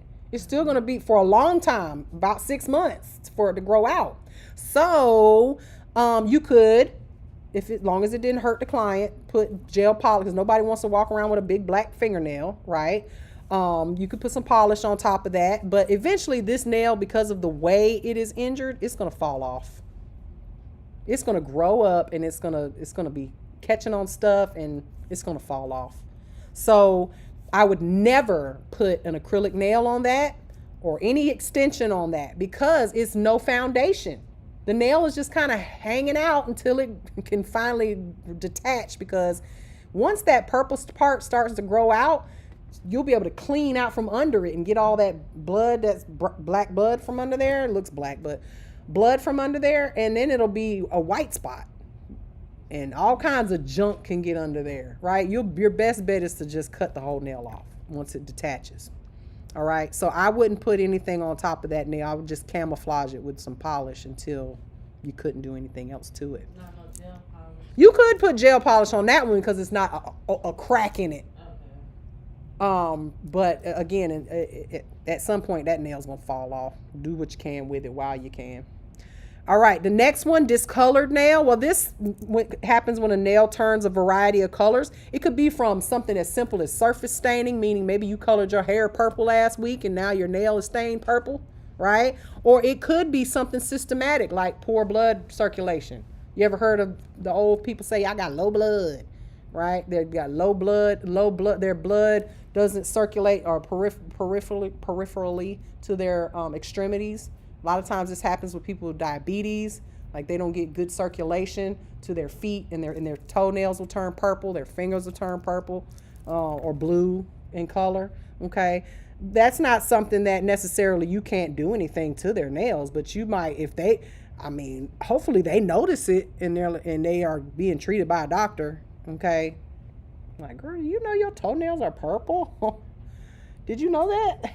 You probably need to go see a doctor. Okay, but you can work on that nail. Now, the eggshell nail. Eggshell nails are noticeably thin. The tip of the nail usually is very flexible, more flexible than normal. And this is usually caused by some improper diet. It could be hereditary. It could have something to do with internal disease, medication, or overfiling of the nail. Popping those nails off, okay? Don't want to do that. Can you work on a nail like this? I personally, if the nails are really super, super thin, I would be very careful about adding length, because you got to remember your nails are only as good as the foundation. If the nail is really, really thin and wobbly and it's not, can't really take too much product on top of it, okay? Now, a hangnail, we talked about a hangnail. That's just your eponychium, damaged skin that's been kind of ripped. You can trim that, okay? Don't dig it out, just trim what's hanging, because everybody knows a hangnail is awful if it's just flapping.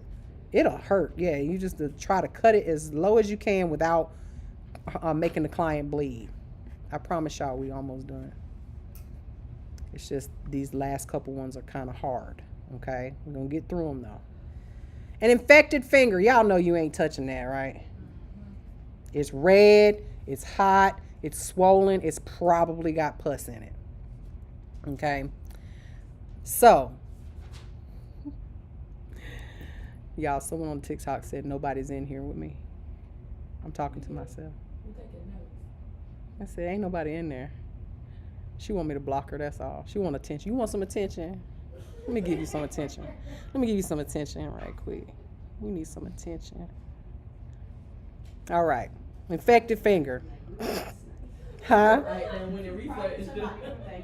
Might be. I'm sorry. I didn't mean to offend you in the DIY nail tech group. But yes, you do need a lamp with a UV gel to do UV gel nails. Sorry. Is that all the attention you wanted? All right.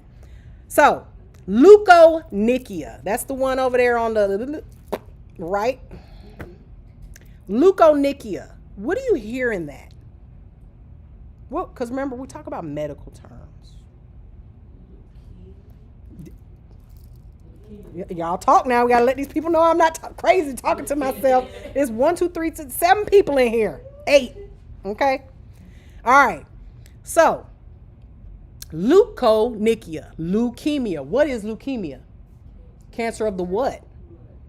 What kind of blood? You got red blood cells and you got white ones. It's the white ones, okay? Leukonychia is white spots of discoloration on the nails, okay? And that's usually caused, like I told y'all earlier, from what?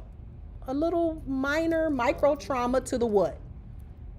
The matrix, yes, all right? And they often appear in nails. It happens a lot, and it'll disappear usually as the nail grows.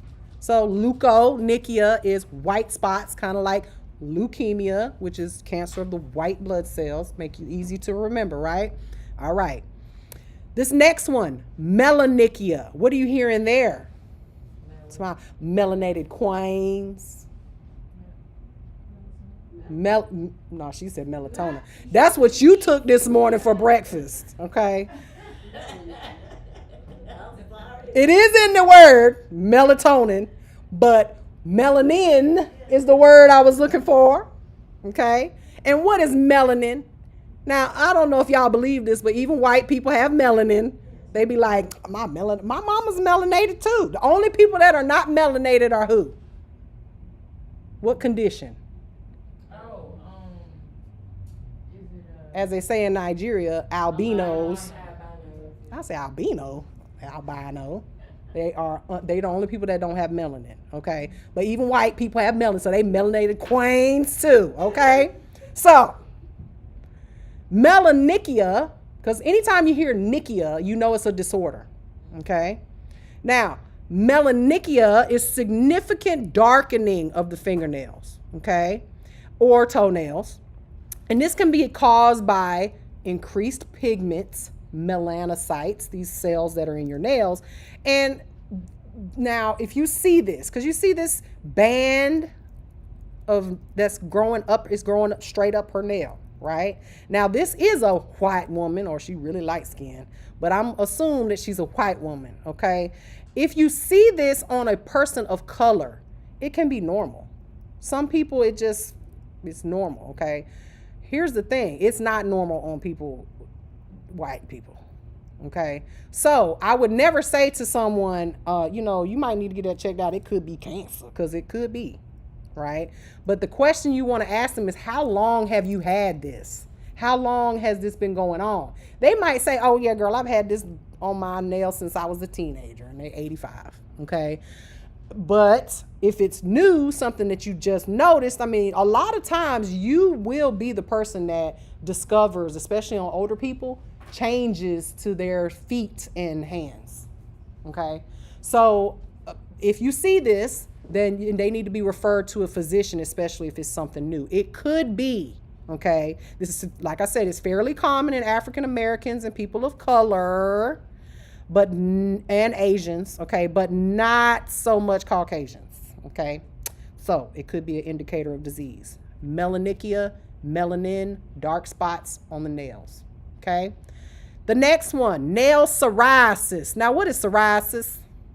When you think about psoriasis, patchy skin, dry, patchy skin. Well, in this case, it's on the nail, okay? And it can make the nail look like it's already been etched.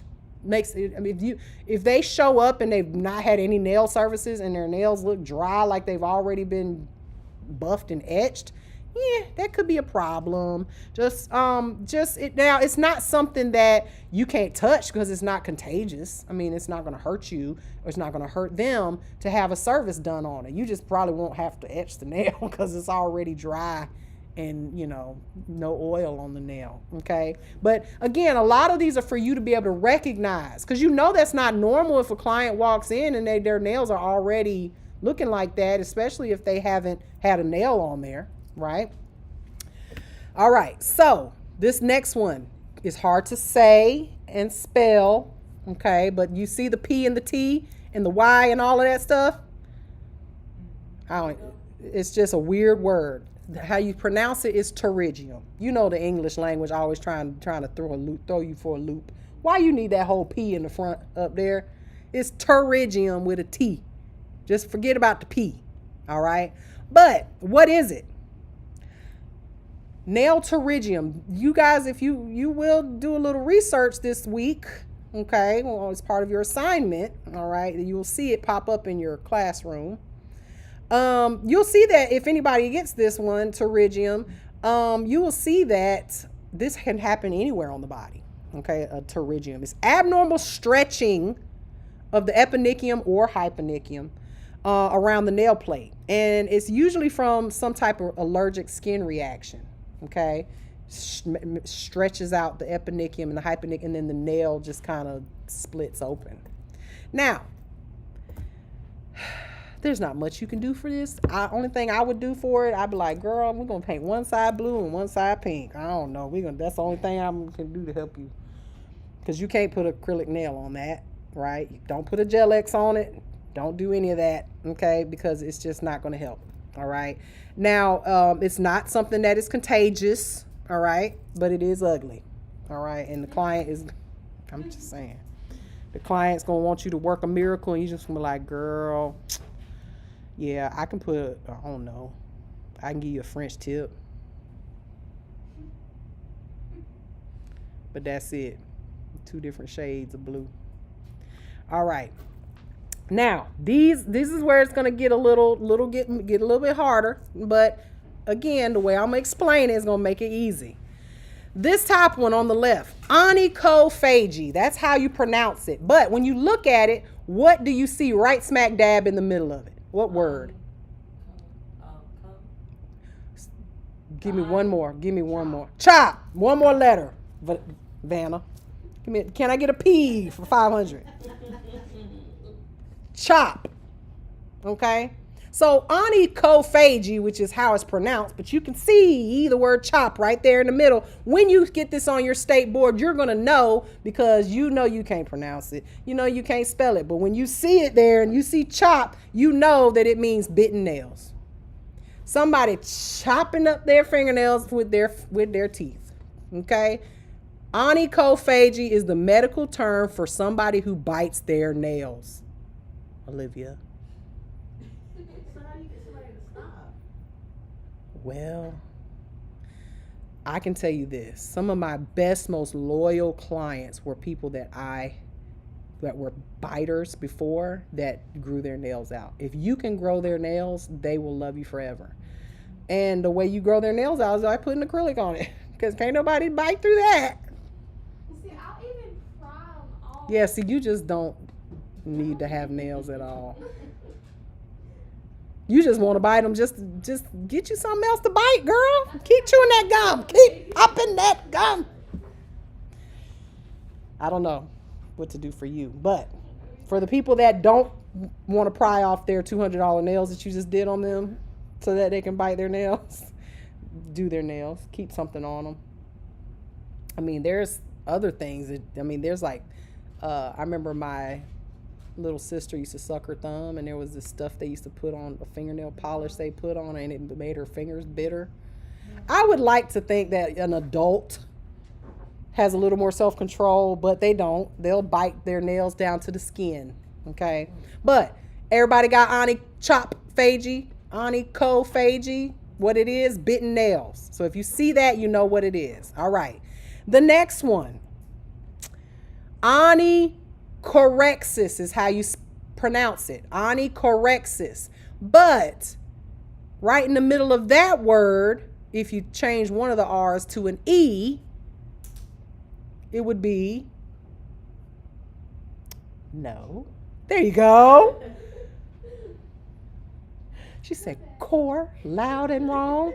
Loud and wrong. I love it when people are loud and wrong. Then she popped her And then she said pop pop.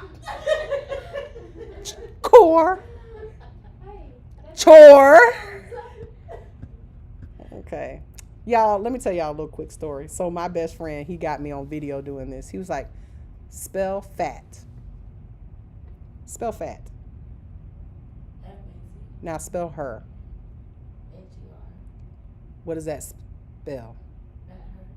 No, it doesn't. It spells father. He got me on video. He did me like I was so mad. He was like, spell fat. I said, F-A-T. Like, now spell her, H-E-R. What does that spell? Fat her. He was like, no. Like an idiot. You feel like a father. Did they get you? See? Yeah, and he sends me that video randomly sometimes, just out of nowhere. It's like, look at you, dumb and stupid and loud and wrong. Anyway, I'm just joking with you. I mean, it is better for you to be loud and wrong than quiet and wrong. I don't think it matters. You're still wrong. No, I'm just kidding. All right, so onychorexis. I said that for a reason. Chore, right? Well, the word onychorexis, or the disorder onychorexis, is abnormal splitting or brittle nails appearing as surface roughness on the nail. And the reason why this happens is excessive exposure to harsh cleaning agents.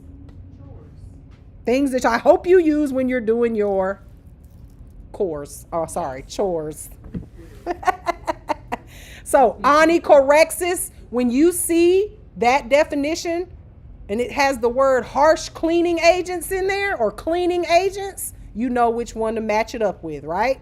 All right. Not too bad. These easier than you thought, right? Yeah, then the test come out. And I'm Listen. like, Y'all, I eat, sleep, and breathe this stuff. Like, I can't never forget these things because I teach it. You know what I'm saying? I've taught it 100 times, but it will get easier as you study. Okay. Now, the next one, the pincer nail or the trumpet nail.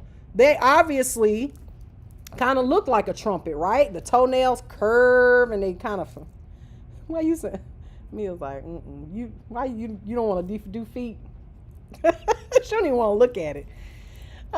Yeah, so dramatically increased nail curvature, dramatic, to the point where you will see, when you guys look these disorders up on the internet and look at pictures of these things, can dig into the skin. They can actually fold over themselves, like the nail can turn into like a complete circle. And it's very painful to the client. And it usually happens on elderly people. Yeah, I And, was about to say, I done seen older lady feet, mm, and they be looking like real hard and brown like that. yeah. There's a big toe. It can lead to ingrown nails. It can definitely do that. So, there are things that can help with this. As you guys progress and after you graduate, or when we went to the show recently, right? The Premier Nail Show. They have a brace that you can put on the nail. Okay. It's like, it's actually is really straight, right? Completely straight, but it's very strong. Like you can't bend it. A little you can bend it. So when you put it on the nail, you put it at the base where the cuticle area is on a nail like this, and you take gel and you basically adhere it down. And as that nail grows, it's forcing the nail to do this. It's called the BS brace. All right. Or Onyfix is another one that's out there, and it will force that nail to flatten out. And they do that for ingrowns as well. But this can really cause ingrowns. So, but you have to be trained on how to use those, and there's classes that they teach on how to apply them. But a pincer nail or a trumpet nail, they're both the same. Okay.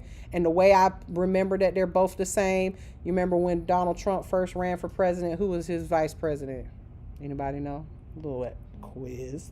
Mike Pence, right? Pence and Trump. Pincer and trumpet. Okay, they both the same. All right. Now, the next, we talked about a ridge nail, right? We already know what that is. All right. Now, this next one, the very one at the bottom, the splinter hemorrhage. Splinter hemorrhage. What does it mean to hemorrhage? Well, you hemorrhage once a month. Do you die? It means to bleed. It just means to bleed. So if something is hemorrhaging, then it's bleeding. Okay. So a splinter hemorrhage is in the shape of a splinter. Does it look like that nail got a splinter in it? You see? Can y'all see it? It's like a tiny little line, right? So remember, our nails grow out this way, right? So and this happen, have anybody ever had that? Like it looks like a little black line is in your nail, and you're like, ooh, what is that? Nobody's ever had that? Yeah.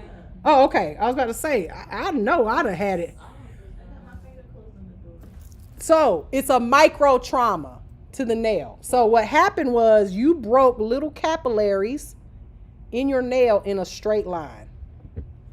And so when it looks like a little splinter is in your nail. I've actually thought I had a splinter in there and was digging at it, and it was not a splinter. Okay. So you would know if you had a splinter in your nail, but it's caused by trauma or injury to the nail bed. All right. And it'll look like that. I'll tell you the easiest way to make that happen. Popping off your nails. Because it hurts to pop off your nails, right? I don't care what nobody says. It hurts. All right, I got 3 more slides, y'all, and then we're done. And you guys are free. Okay. Onycholiasis.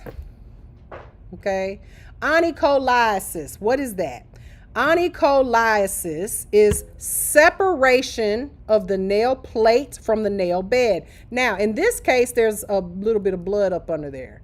But once that grows out and all the blood, after you take a shower and everything, and all that blood washes out, what color is it going to be? White, right? So we've all seen that before where you look, she like, right there. I got it right there. Why do you have that right there? What happened? They ripped her nail off. They did that. Who is they? The nail shop. So that's why we got to do our own nails, right? So, separation of the nail plate from the nail bed due to an injury. This can also happen from an allergic reaction, okay? But when the cause is removed, the nail will usually grow back down to the nail plate. But if you keep injuring your nail, now how can you keep injuring your nail? Well, going back to the people and letting them rip your nails off. Or if you're wearing nails that are too long for your lifestyle. I never tell a client that they're like, how long is too long? I'm like, well, what do you do? Like a house cleaner can't have long. You should not be, if you build houses for a living, you have no business wearing nails this long. Okay? If they're too long for your lifestyle. Because I know people that wear nails this long and they've been wearing them for 20 years, no problems, right? But if your client gets extendos and then they come back to you 3 weeks later, 4 weeks later, and they got 4 missing because they got in a fight with their girlfriend or their boyfriend or their whatever friend, and then you put another one on, and then it lifted up. Oh, because they're digging in their purse, so they're always doing stuff, busybody with their hand. They're lifting their nail plate away from the nail bed, and eventually that nail is tied to your ass, and it ain't gonna grow back. It's not gonna stick back down. It's just not. So you got to be careful when it comes to certain nail links, because that can cause onycholysis. Now, how are you going to remember this word? This is how the students love onycholysis. They always remember onycholysis. So, in that word, you got cis and lie. Okay? So, I said it was separation of the nail plate from the nail bed. So, the way we remember it is, if your man lies to you, he lied to you, sis, guess what? His ass ain't sleeping in the bed. He gonna be separated from the bed. You gotta sleep on the couch, go to your mama's house, but you can't sleep here. Onycho lied, sis. He lied to you, sis. Now your bed is separated from his ass. Okay? No more bed for him. Got it? You ain't gonna forget that one. I'll be like, what is that? That's onycho lied, sis. You know that one, okay? Onycholysis, separation of the nail plate from the nail bed. All right, this one is an ugly word, but it's easy to remember. Onychocryptosis. That is the technical word, medical word for ingrown toenail. An ingrown toenail. If you got a crypt toe, okay, a crippled toe. If you got an ingrown nail, you're going to be crippled in your toes. Okay? Get it? Onychocryptosis. It's so long, but it's the easiest one, really. But if you didn't know how to say it, you might not be able to remember it. Okay? So just recognize the words and associate them to how I'm pronouncing it. Okay? Onychocryptosis. 2 more slides. We're done. Onychomedesis. Medea is in that word. Okay? What is a Medea? Because we all know Tyler Perry, bless his little crooked soul. Tyler Perry has a character called Medea, but that's not her name. What's her name? Mabel Simmons. Okay? Why do they call her Medea? But why? Because of the stuff she do? What does a Medea do? What's a Medea? So in case you didn't know, the old Southern, because I'm an old Southern woman, okay? Medea is a way of saying my dear, like an older person, my dear, okay? You early. Just have a seat, honey. Listen to this good refresh. All right, we almost done. We'll be done by the time you get started. So, onychomedesis is separation of the nail plate too. However, not only does it separate, but it falls off. So what do old people do? They fall. Well, especially my mama, Lord, but not all old people, but most of them fall a lot. Okay, so a Medea is an old person, right? My dear grandmother, okay, or auntie or whoever, all right? And so they fall. So this is separation of the nail plate, but also falling off, okay? So you'll remember onychomedesis is falling off, all right? Now, onychomycosis. This is also another fun one and easy to remember. I can see what you ate. You all right? Yeah. It's 1 o'clock in the afternoon. She yawning like she just woke up. You did? She like, I did. I just woke up. You glad to have this afternoon class, ain't it? I know you are. All right. Don't worry. You get your afternoon class so you can take your naps in the morning too. All right. Onychomycosis. What is onychomycosis? Onychomycosis is a fungal infection of the nail, an actual fungus. Now that one don't even look like one, okay? I don't even know why they use that picture. But how are you going to remember onychomycosis is a fungus? Well, I'm about to give y'all a cute little phrase that you're going to remember. Because we couldn't come up with nothing. And then one of my students came, this was a long time ago, she came up with this. She said, I see, oh my, sis, you got a fungus. That's what she said. Oh my, sis, you got a fungus. I like that one. Onychomycosis. Onychomycosis. Okay. Oh my is in that word. Oh my. You see it? And sis. Oh my, sis. You got a fungus. Onychomycosis. Okay. That's the best one we could come up with. All right. Now, all of these that you are seeing, all these cosis and onychos and all that, these you should not be messing with. If you see these, tell the client they need to go to the doctor before you can mess with them, okay? Because if their nail plate is falling off, you don't want to put no nails on it, okay? That's for sure. All right. Now, onychosis or onychia. These are both one and the same, okay? But anytime you see the word onychia, you know that there's some type of infection or injury, right? So in this case, onychosis or onychia just means that the nail is inflamed. The matrix, it started in the matrix, okay? Now, the way we remember this one is the word nichia, okay? We all know someone in the music industry who has a very inflamed rear end. Onika, okay, Onika. And that's what basically how we remember, okay? Inflamed matrix, inflamed BBL, okay? Onychia or onychosis. Just sit, darling. I'm almost ready for you. Still got 3 more minutes. Give me. Reclaiming my time. All right, this is the last one, y'all. And then you guys can go for the day. Okay? For the day. You call your ride, girl. But they got work to do. This chapter is a lot of work. Okay, that's why you guys are going to have a lot of stuff to do this week. And there's no practical hands-on to do for this chapter. Okay? But don't worry, you guys are, there's no hands-on for the infection nasty nails chapter. Okay, the last 4 here.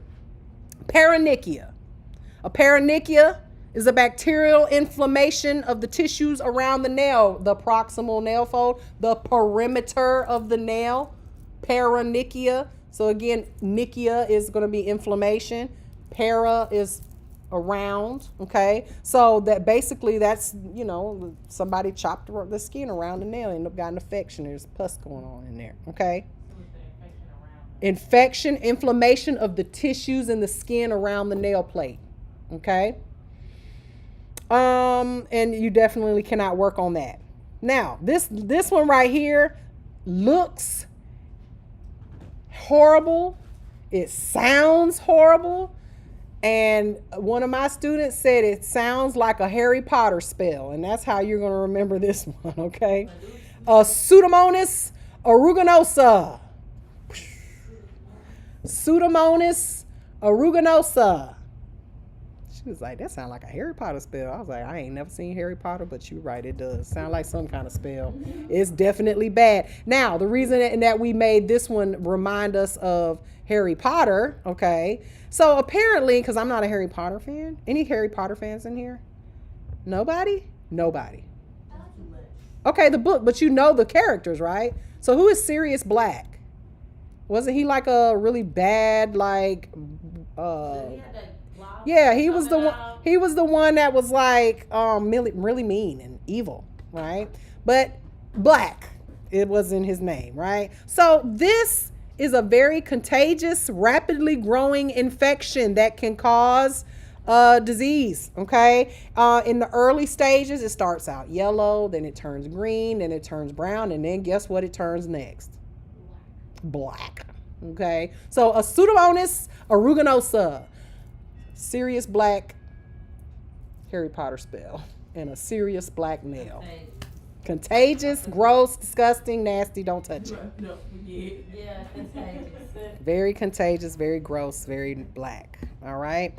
All right. The next one, which is almost the last one. This one, pyogenic granuloma. How are you going to remember this? Well, now you probably won't want to eat granola bars anymore. Doesn't that kind of look like a little like cherry or a chocolate chip or something growing out of that nail? A dried cranberry, something like that. Well, a pyogenic granuloma, okay, is a lump of red tissue that grows up from the nail bed through the nail plate, busts through it. It grows from where? From the nail bed through the nail plate. Okay. Was it Snape? I don't know, y'all. I'm not a Harry Potter fan. Which one was it that was the evil one? That's who it was. I thought it was somebody named Sirius Black. He was just mean. Okay, he was just mean. Y'all know who I'm talking about. Y'all know who I'm talking about. I don't watch that child stuff. I haven't watched no. I've never watched.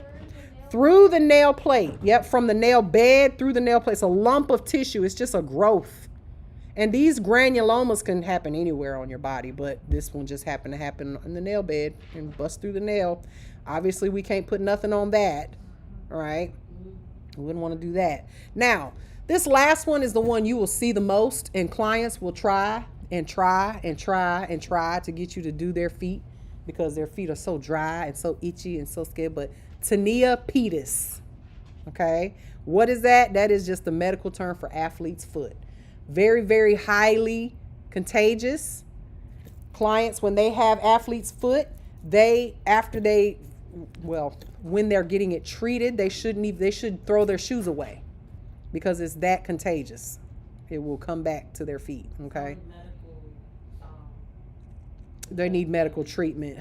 Yeah, and honestly, the best way to treat it is with an oral pill. Like the topical treatments only have like a 1% healing rate, which is pretty bad, okay?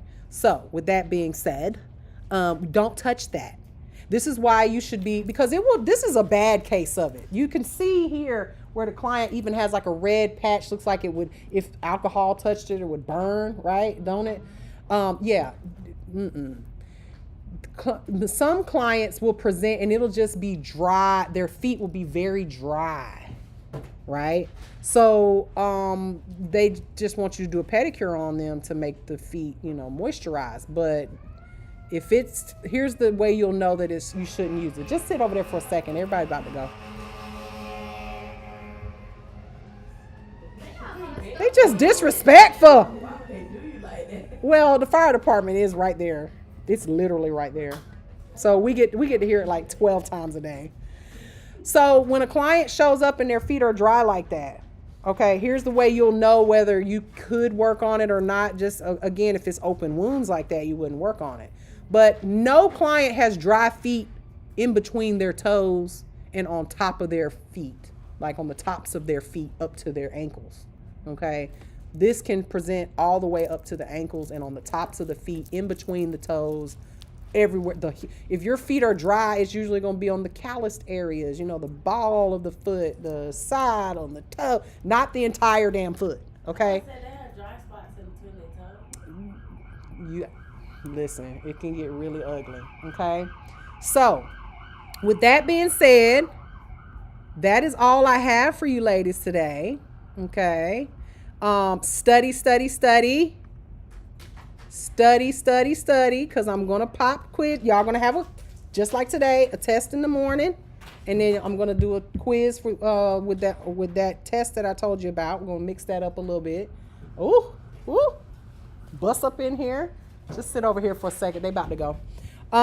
If you have, so there is going to be a worksheet. So I promise you guys, you're going to need to get started on that ASAP. But I will not have it ready for you until this evening.